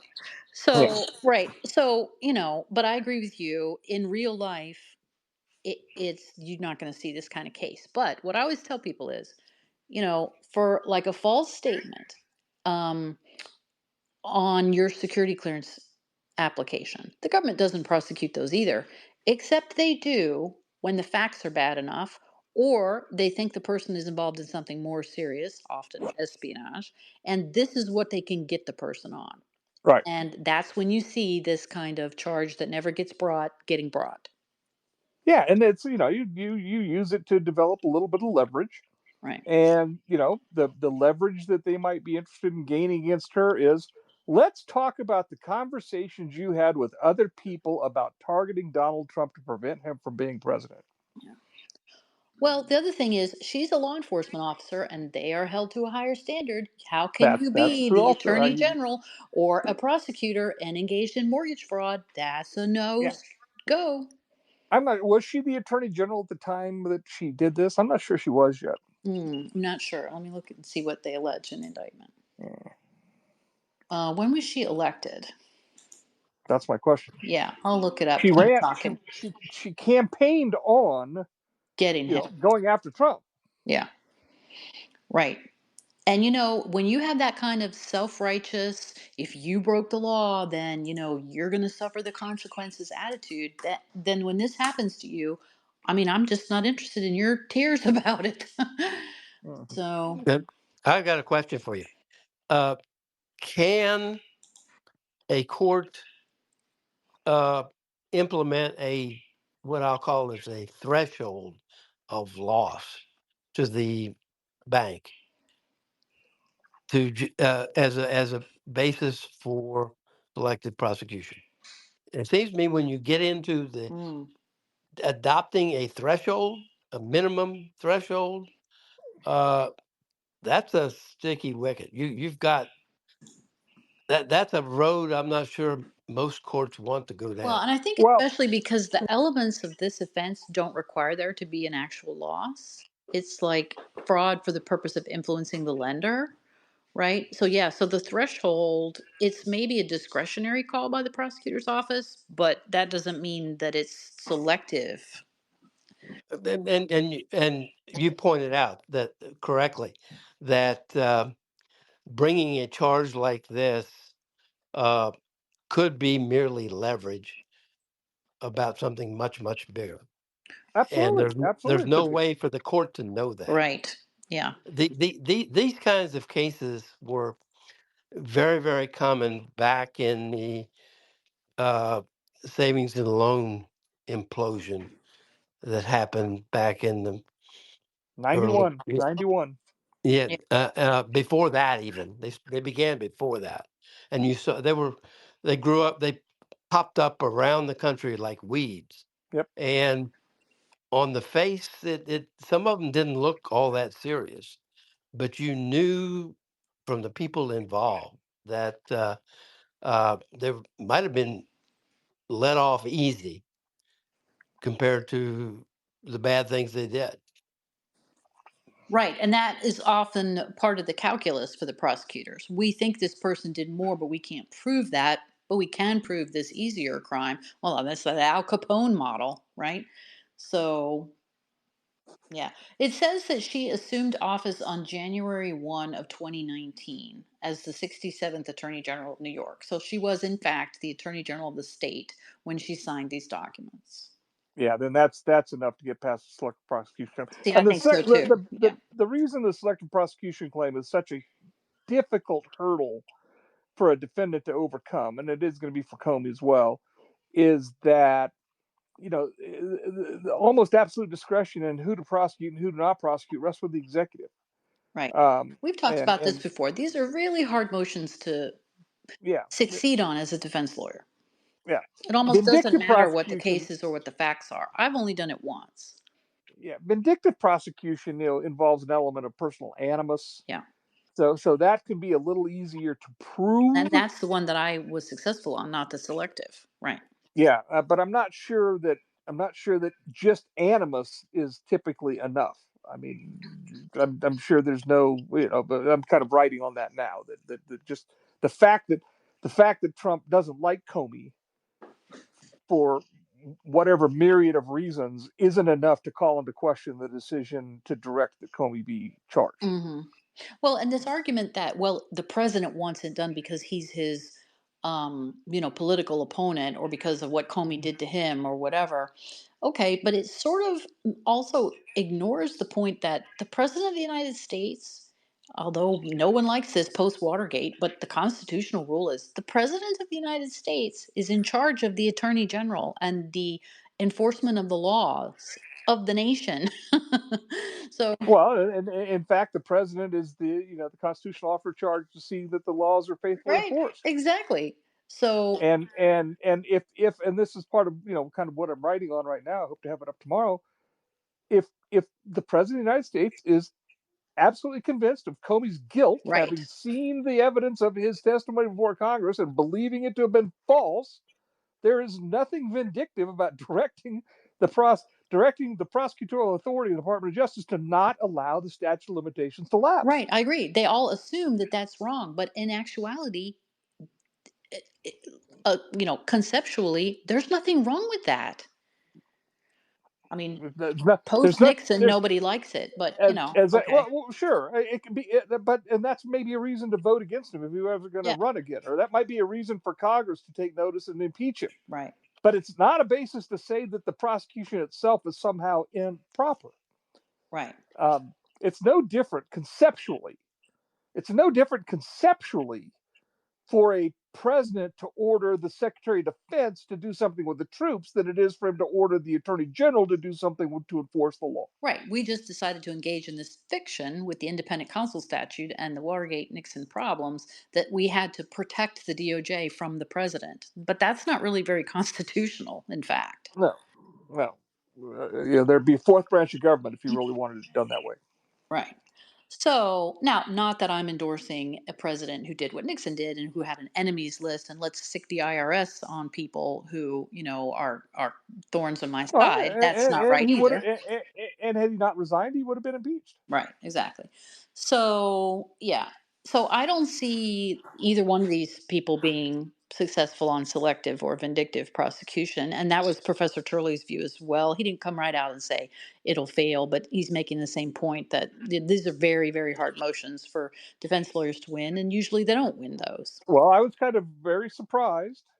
Andy McCarthy wrote 4 consecutive columns on things having to do with the Comey indictment, and the 4th one was on selective and vindictive prosecution. He said exactly the same thing, that these are almost impossible for defendants to win. Right. So, but the other They like to make a argument, lot of noise. They're yes. good for headlines. Yeah, right, exactly. And, like I said, it's not completely impossible. I had one case where I did win on that. Now, it was in state court, not federal. And there was better law in Maryland than there is in the federal system on it. But so it's not impossible, it's just extremely difficult. Um, but the other argument that they have, both of them, is about Lindsay, whatever her last name is, her appointment, right? So should we Halligan, talk? right? Yeah, let's talk about that. Well, I think okay. I don't really want to get down. If somebody else wants to get down in the weeds on the Vacancies Oh Act my and the difference God. between acting and interim Oh, and geez, the Louise. 100, Yes, and yeah, just so people know, there are two different statutory schemes that apply to this because the Vacancies Reform Act applies more generally, and then there are specific statutes that apply to the U.S. attorneys, and they interact with each other. And so we are definitely not going to try to make people understand that tonight. But just so you know, it's even more complicated than it would be with any other department. yeah. So the general proposition is there's a time limit for the interim. 180 days, I think it could be longer. I can't Right. remember One is exactly. 120 and one is 210. Yeah. Yeah. And what the Trump administration has done in a couple instances now, where they decided that they could not get the individual appointed interim through the Senate, they first tried to just kind of finesse that and turn that person into an acting, which then extends them 210 days. Although the statute says that after the interim period expires, 120 days, that the judges can appoint the replacement. And I was looking But at that to see if I thought that was consistent with the appointments clause. And there's some very interesting law about that. What were you going to say? and then but then the other thing is, and this is what happened in the Eastern District of Virginia with the prior Seibel, I think his name Eric Seibel. He the 120-day period ran, and then he was removed by Trump, and then they brought in Halligan and put her in place. But the argument is that you can't stack that. You can't start a second 120-day period with a second person. Yeah, but there's a Um, question, I think Professor Turley thinks so too, about whether that resignation creates a new vacancy. So it's not like the prior guy's that's term true. He expired. did resign. True, he did Yes, resign. right. So that's not like the 120 days ran out and And then the president puts another person in. I believe he had actually been nominated. He had a pending nomination. Um, Hmm. Seibel or Seibert. He had been nominated to be the U.S. Attorney for the Eastern District of Virginia. He has connections to the Youngkin Ah, administration. That's okay. how he was the office chief down in Richmond and has ties to Youngkin, and that was how he got recommended to For be that job. the U.S. Okay. Attorney. All right. Okay. So, yeah, so it's complicated. There are a couple of opinions, one in New Jersey about Alina Hababa, and there's another opinion out in Nevada. Um, and I can't remember the name of the U.S. attorney there. It's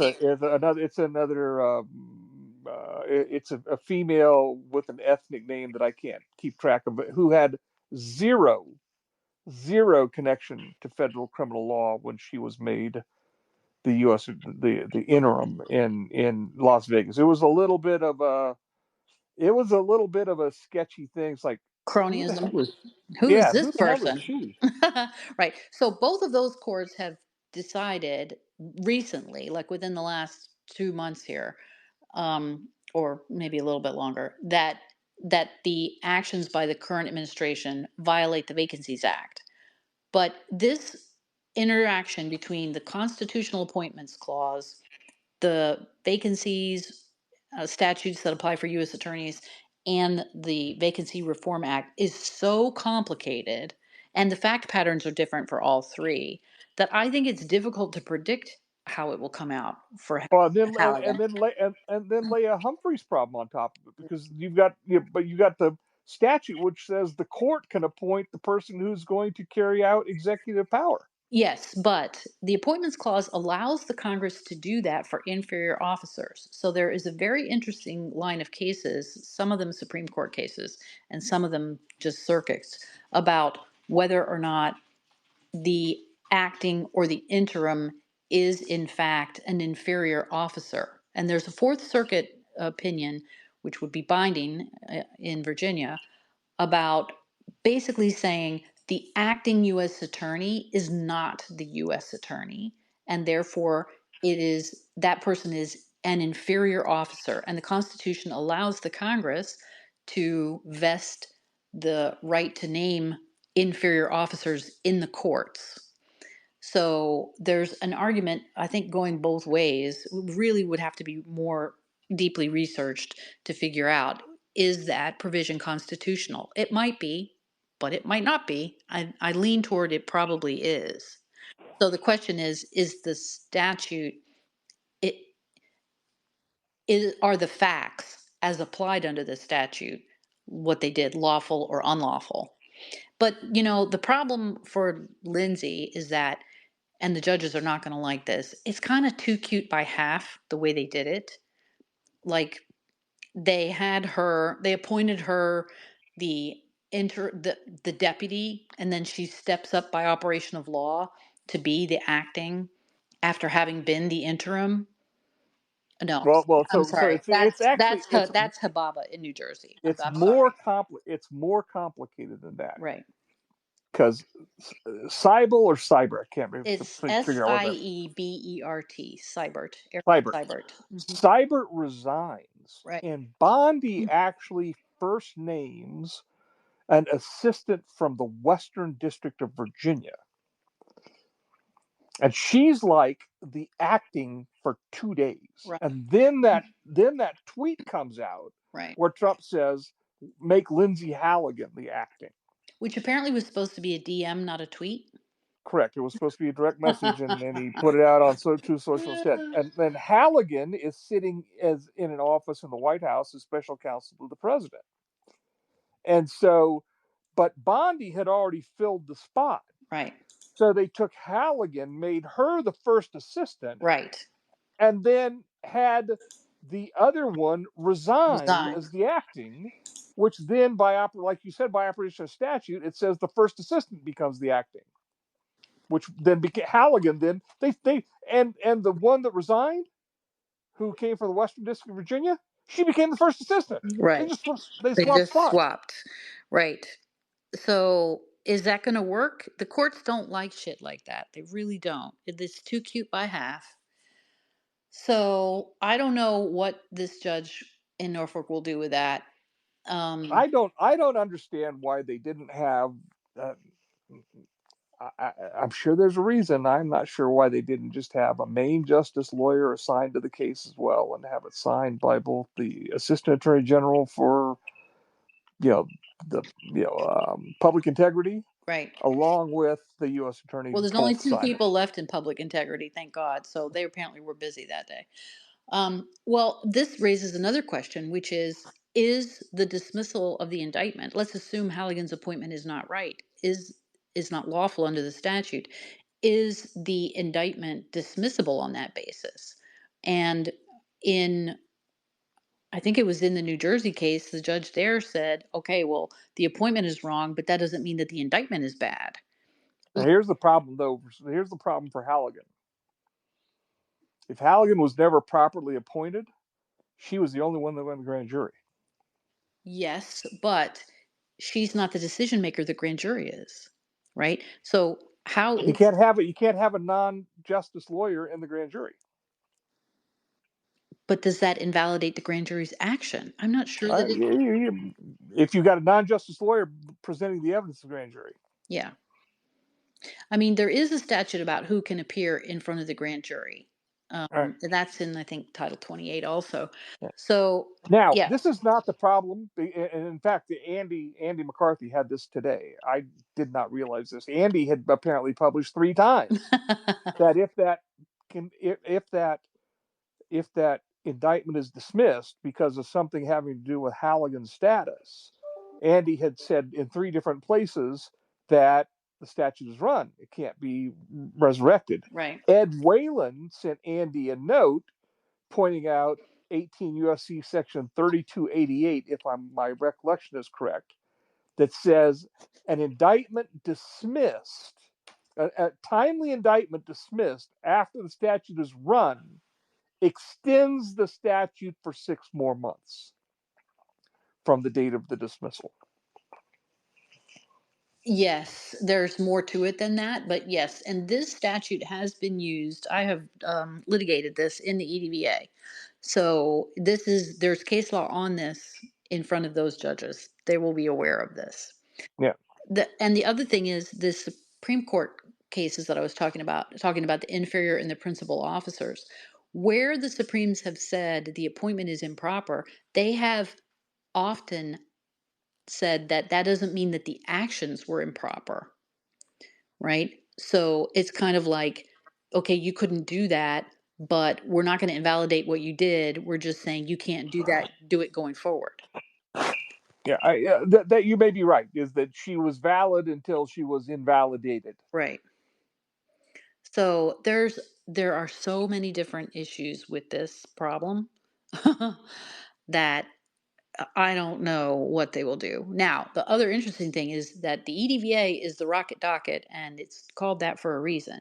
So the judge here in Alexandria has, I don't know why I'm saying here, I'm closer to Norfolk now than Alexandria, but the judge in Alexandria has set Comey's trial date for January 5th of this coming year, 2026, and motions in October and November. And this is pretty standard for the EDVA. So I will be surprised if that trial date doesn't go, although even in the EDVA, sometimes the date will slip once. But it looks to me like in both these other 2 cases, the issue of the U.S. Attorney's appointment is being appealed, just as it was down in Florida before Judge Cannon. So, if they throw her off these 2 cases, Letitia James and Comey, probably the government will appeal that, right? Correct. Now, I do know somebody that was there let me know that they did set the date for January 5th, but they did exclude time through December 20th, which is the date of the second set of motions. Right. The hearing on the second set of motions. Which would let them extend the trial date out. It's just in Virginia, that still doesn't usually happen. No, I understand, but that builds in another 60 days or Right. 65 days beyond Right. the 5th as being available. Right. I agree with you. I'm just saying that usually Virginia's like, yeah, we don't need that time. We're going to trial. But there's also the prospect in this case that apparently a representation was made that the discovery will be a couple of million pages because the nature of the charge is such that Comey said he never authorized anybody at any time to be so you can imagine, the avenues that were gone down in various FBI internal investigations into leaks. Yeah, no, seriously. The other thing is that there are several other things that may slow it down. So they are going to have to go through the SEPA and get a briefing schedule on that, which is the Classified Information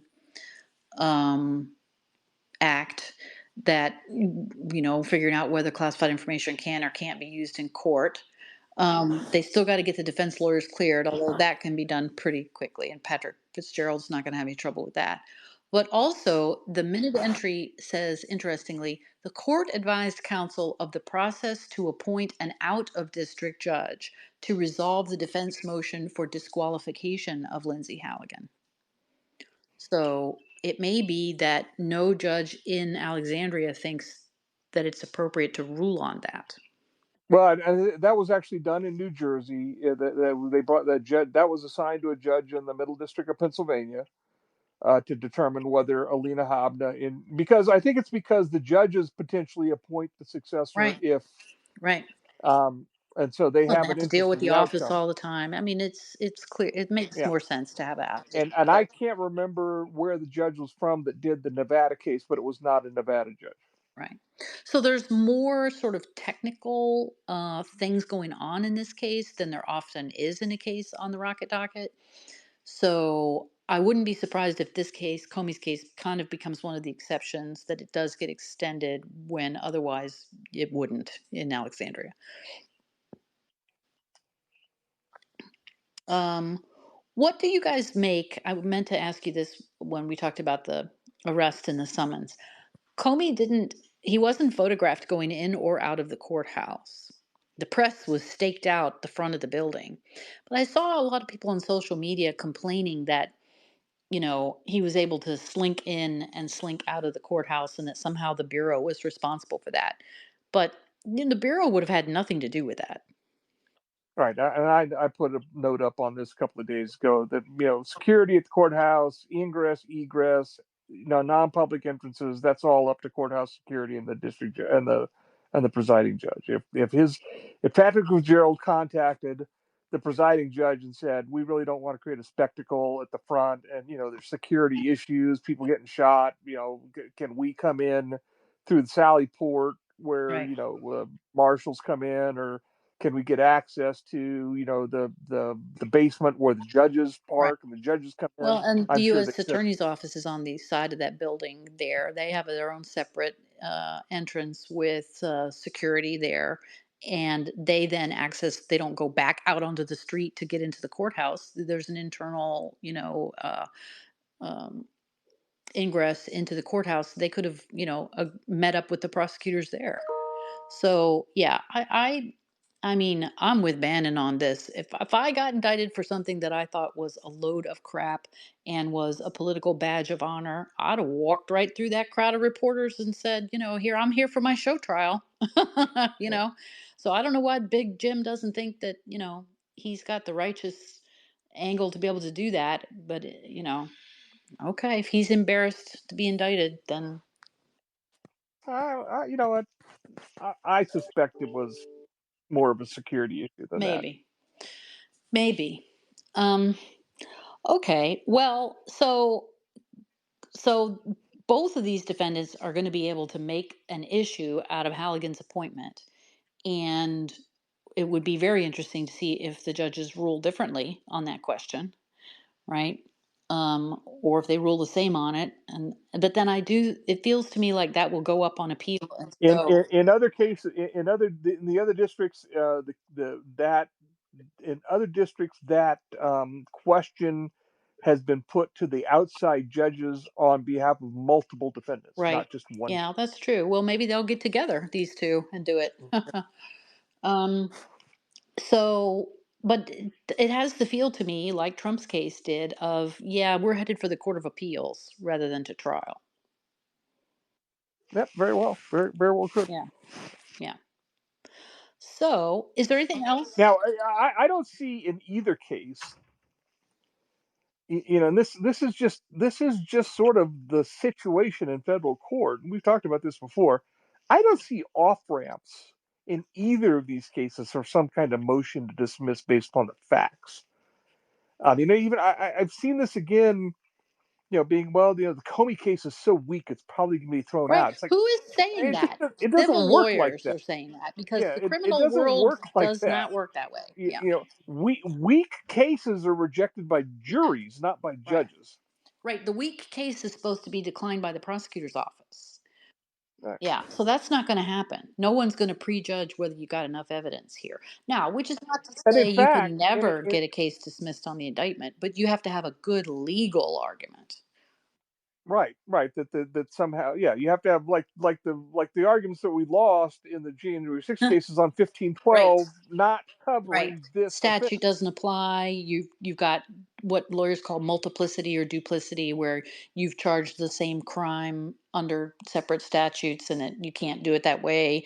And there are a bunch of legal arguments. And when you're a defense lawyer, I used to have a whole list of them, and I would analyze each indictment. Can I raise any of these legal arguments? But most of the time, that doesn't work. Even when you have a good argument, and it's never on the But facts. There's no such mechanism. Yeah, it's like I just chuckle, and I mean we all chuckle. Those of us that have been in this business for a while, we see people, well, it didn't get thrown out of court today. Yeah, because it It's was like never going to. it was like, Right. It's yeah. what what about the issue I've raised about the ambiguity caused by Senator Cruz misspeaking when he asked Comey the Right. question? that gets resolved, King, on a Rule 29 Right. motion after the government's presented their case. Right.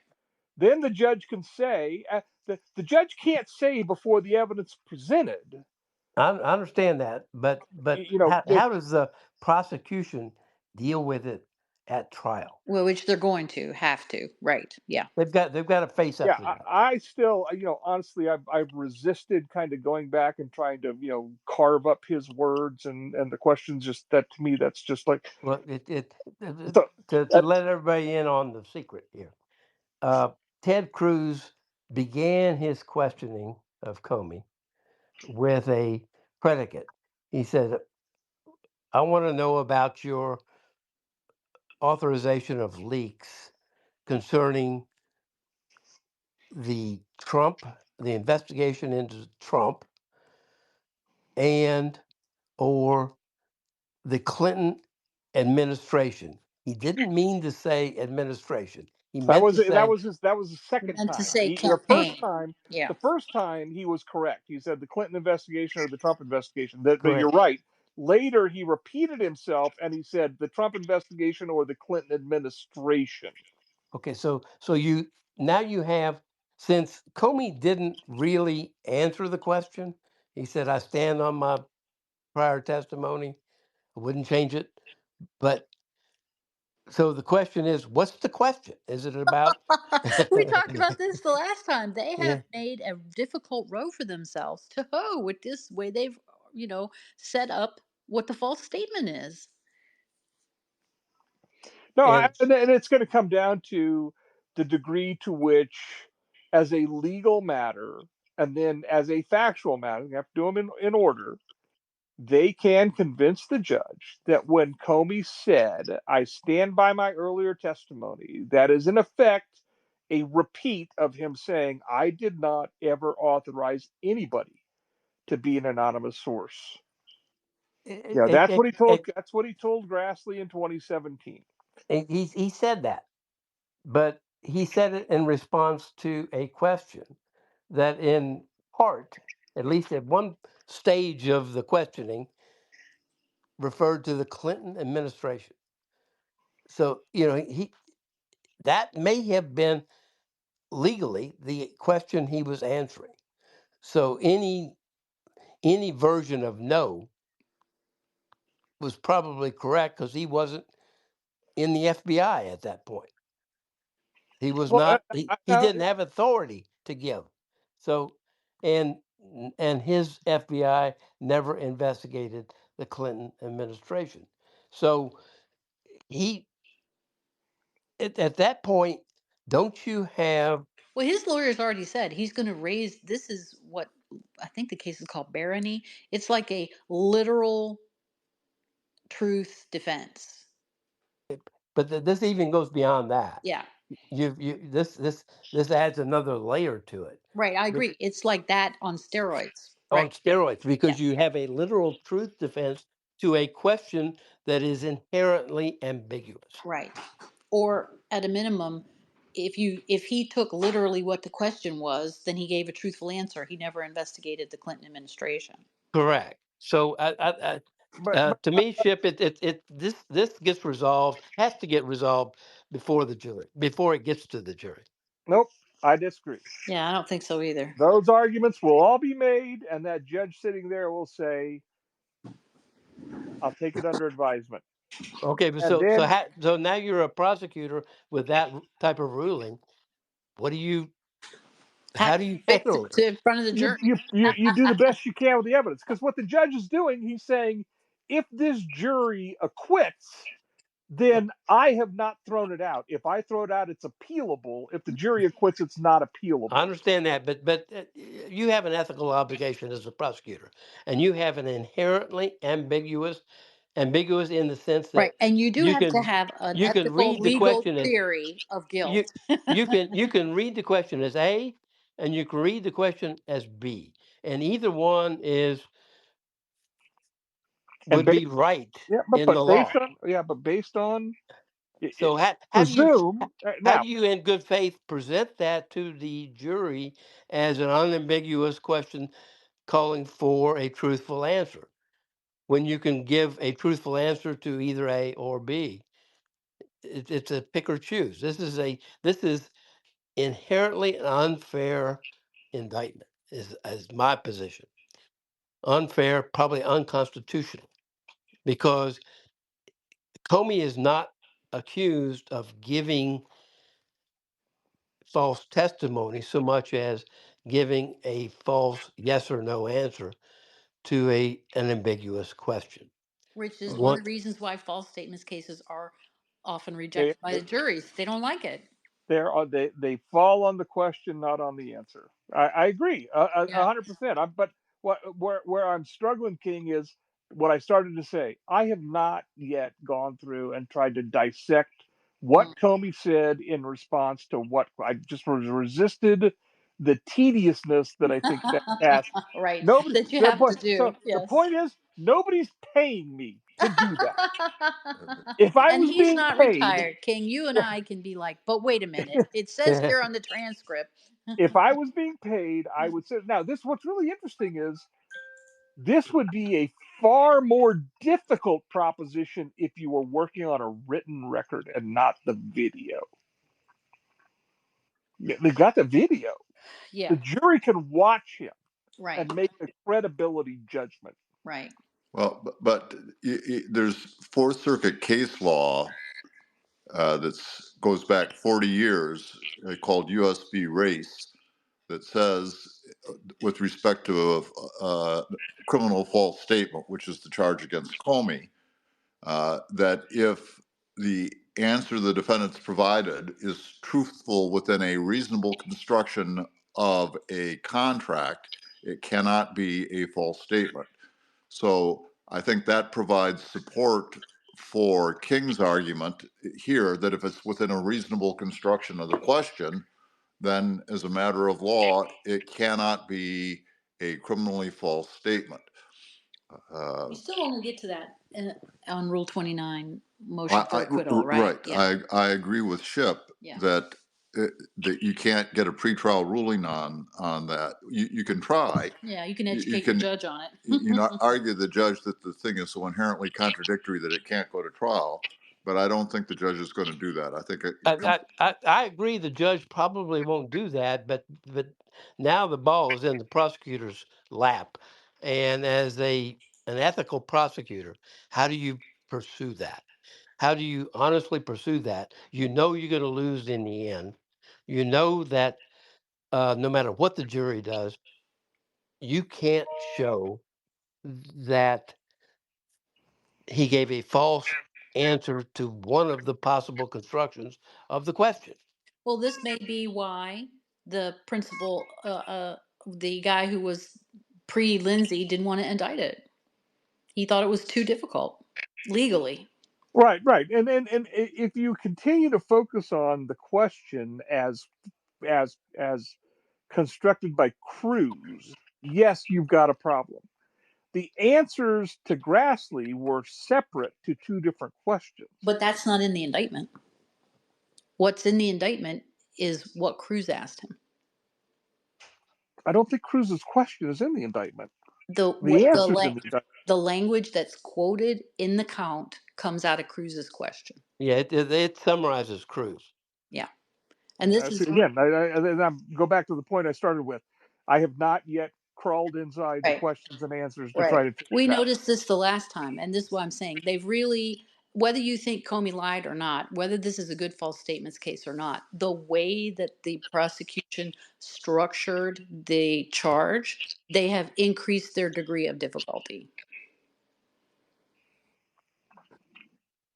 Well, that's a big surprise, given that the prosecutor who put the case together has never Never did prosecuted it a case. before. Well, false Well, and see statements that, and cases are hard that's to an begin with. So, yeah. see that's an interesting question as well. Is I still have not wrapped my head around the answer to the inquiry. Is did Main Justice leave her out there on her own on purpose, and if so, why? Yeah. I mean, Well, well, there was reporting today, which was being characterized as inappropriate leaks, saying, and I don't know how true this is, I'm just putting it out there. If I can find the tweet, I'll attach it to this spaces, saying that both Todd Blanche, and Pam Bondi were against this, that they tried to talk Trump out of it, basically for legal, problematic, difficulty type reasons, and he wanted to do it anyway. So, well, the what's been reported before is that Siebert, the yeah, uh, was in touch with Main Justice, presumably Todd Blanche, and gave him a heads up on where he was coming out on the case, namely that he didn't think it should be indicted. Yeah, and then when the president finds out about it, he gets upset, says Siebert's got to go, and Justice is sort of stuck in the middle. But this is not because Siebert was being a rogue. Siebert was evidently playing very much by the book all the way through. right. And these were the issues that we're raising, that King's raising. Maybe this is why, is that they just didn't think you could get it over on a jury. No, I don't. I don't do. I agree completely. I've been struck by. It's like why there are a couple hundred lawyers over there in Main Justice with lots of prosecutorial backgrounds that could have driven over the river and fixed the paperwork and made it work, even if it was still a crappy case. Well, because the charge that the grand jury rejected was, I think, both stronger and easier. Well, the charges grand jury rejected was I don't remember being taught that or it's like that. That language is like I mean No, I but I haven't tried mean, to figure out where that came I from either. agree. There's still vernacular problems with it, but the question that was being asked is more clear. Oh yeah, no, I agree with that. His answer though is I don't remember. Well, the answer, the problematic, any answer that is I don't remember, Right. creates an inherent Right. ambiguity. I And if you agree. don't nail it down, you can't Right. use it. Right. Unless you're asked by your wife, do you remember your wedding? What is the date of our anniversary? You Right. mean, are you saying do I remember it happening or do I remember that it did? Do you remember that you're married? Do I remember the event itself? It's the date, Ship. It's It's the the date. date that The matters. date. The Yeah, date. the I date. learned that many years Yeah. ago. It's tattooed. Yeah, my problem is I've got 4 significant dates all within like 2 weeks of each other, Oh one of which no. is my anniversary. Oh no. That's hilarious. And then Well, I got one child born on 4/28 and the other one born on 9/24, and I get those confused. oh no. Right. I don't even bother. My dyslexia completely prevents me. I have to write it all down. I cannot do numbers in a row like that for the life of me. So, okay. So, you know, the the issues in both these cases kind of overlap. You've got selective vindictive prosecution. You've got the U.S. attorney maybe not be properly appointed. The facts are not really strong on either of them. Um, but I keep coming back to where we were last week with Jason and Justin, on both these cases, although they weren't involved with the Letitia James one, which is when you step back and look big picture at the issues, it's pretty clear to me that Comey lied in his testimony. And it seems Well, pretty yeah, and clear this that thing too. Letitia James decided to get a better interest rate for this property that she intended to use as a rental investment. Well, what's really interesting there, and if people who have read the indictment but don't necessarily understand why these things are in there, to me, what was interesting was the insurance application, Yeah, the reference to that, where it's like when you fill out a completely different form and you make the same misrepresentation in a completely different form, it undermines the claim that, oh, the first one was just a mistake. mistake somehow, right? Now, they don't say anything in the indictment about, well, when did she decide to do the rental, right? What are the facts that support maybe she changed her mind between the time she did the Well, paperwork? now the reporting on this, and I've seen one document that was I think was put out yesterday.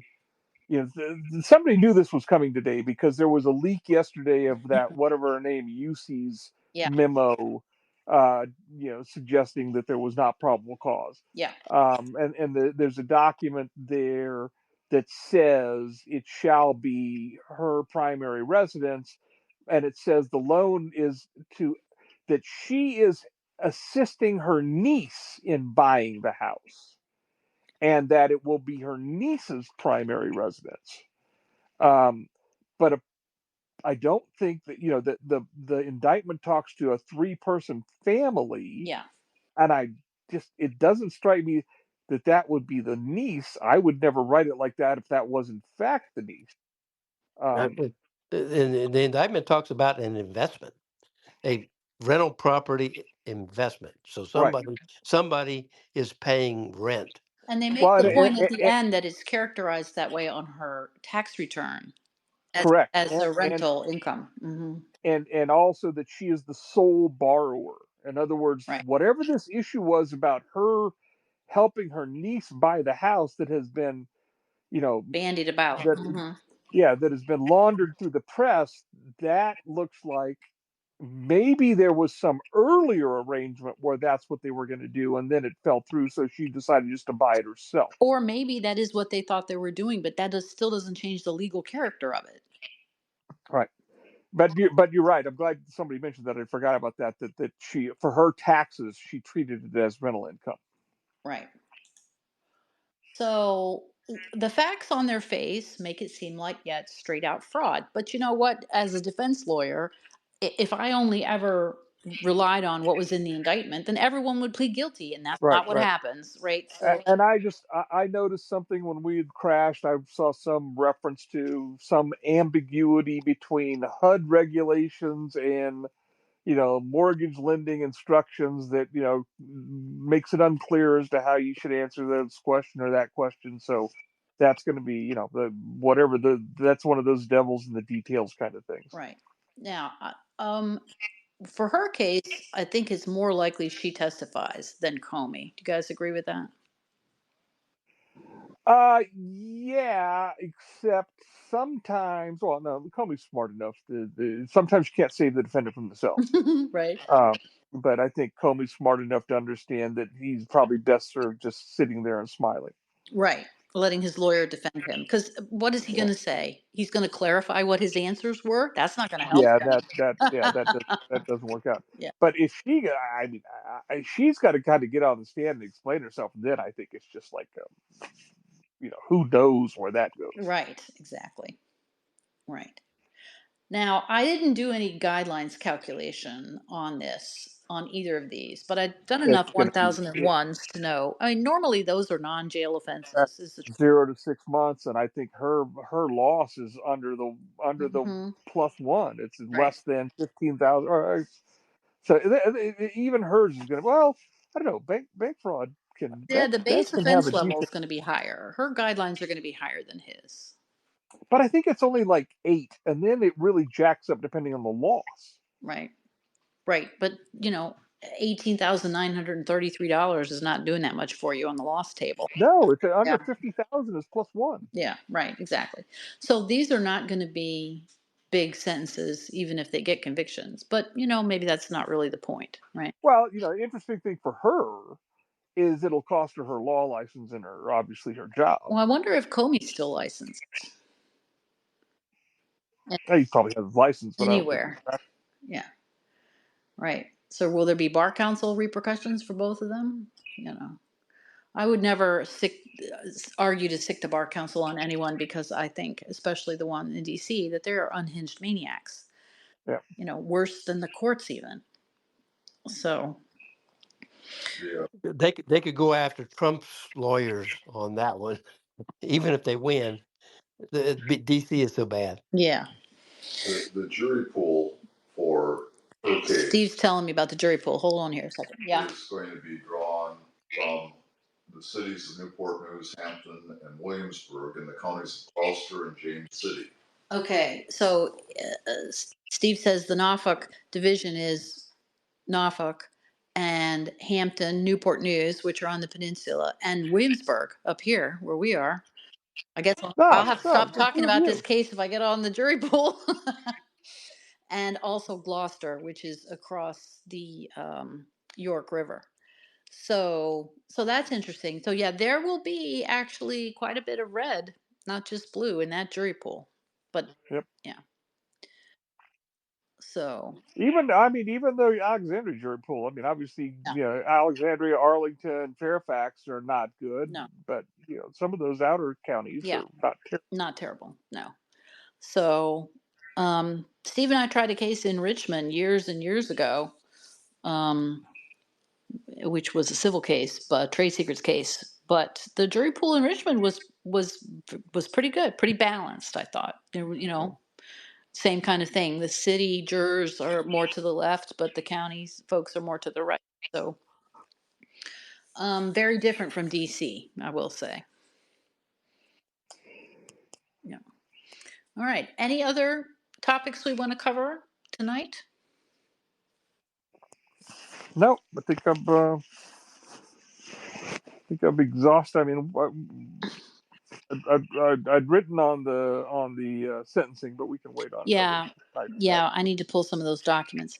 Two things, small points I wanted to mention are the Supremes had an argument this week about, in a case about candidates having standing to challenge changes in rules for how the election is going that go into effect, and they want to challenge it before the election. It was a very interesting argument, and the name of the case is escaping me, unfortunately. But the justices, left and right, seemed open to the idea that it's kind of absurd that the candidate on the ballot doesn't have standing to challenge those kinds of changes before the election takes place, or the standard that some of the courts use, which is, you know, like almost you have to show you would have won, but for the whatever the change was. So I think that that area of the law is shifting, as I think it should, more to a position of, if you have a colorable basis to say that the change is harming you, that it does not make sense to try to litigate that after the fact, when now everyone's under the time pressures and the voters have already voted, and on and on and on, like we saw in 2020. So that's a good change coming, hopefully. And the other thing is they denied cert. Well, was that the case? I thought that was the case that you described. You listened to it. I didn't.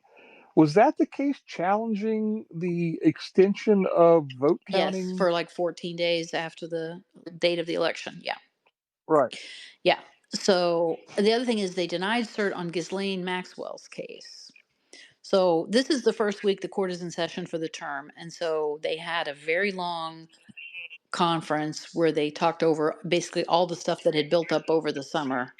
And so the first week they issue usually a very long orders list and deny almost everybody's cert petition. And hers was one of them. So she was raising the issue about this crazy provision in these plea agreements that I have always hated, that says somehow the government is agreeing not to prosecute you, the federal government, but only in the district where this particular U.S. attorney is, and they're not guaranteeing that the United States might not prosecute you somewhere else in the United States. And that issue really needs to be resolved. There's a split in the circuits. The National Criminal Defense Attorneys Association basically begged the court to take that case, but they turned it down, probably because she was trying to invoke that there's a problem with this rule that the U.S. attorneys use as a what's called a third party beneficiary. So the plea agreement where that actually appeared was not her plea agreement, but Jeffrey Epstein's agreement. But it seemed the language of it seemed to cover not only him, but people related to him or linked to him. And she was trying to get the protection of that. But I guess that was just a bridge too far for the court, and they declined it.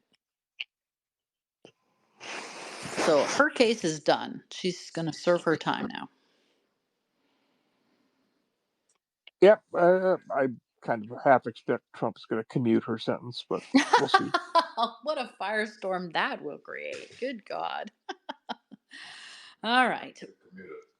On that note, have you guys got anything else you want to talk about before we sign off?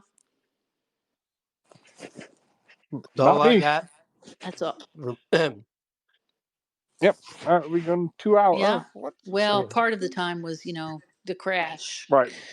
Yep. So, all right, guys. Well, King, I will talk to you on Tuesday, and we will get together again, the three of us, sometime soon.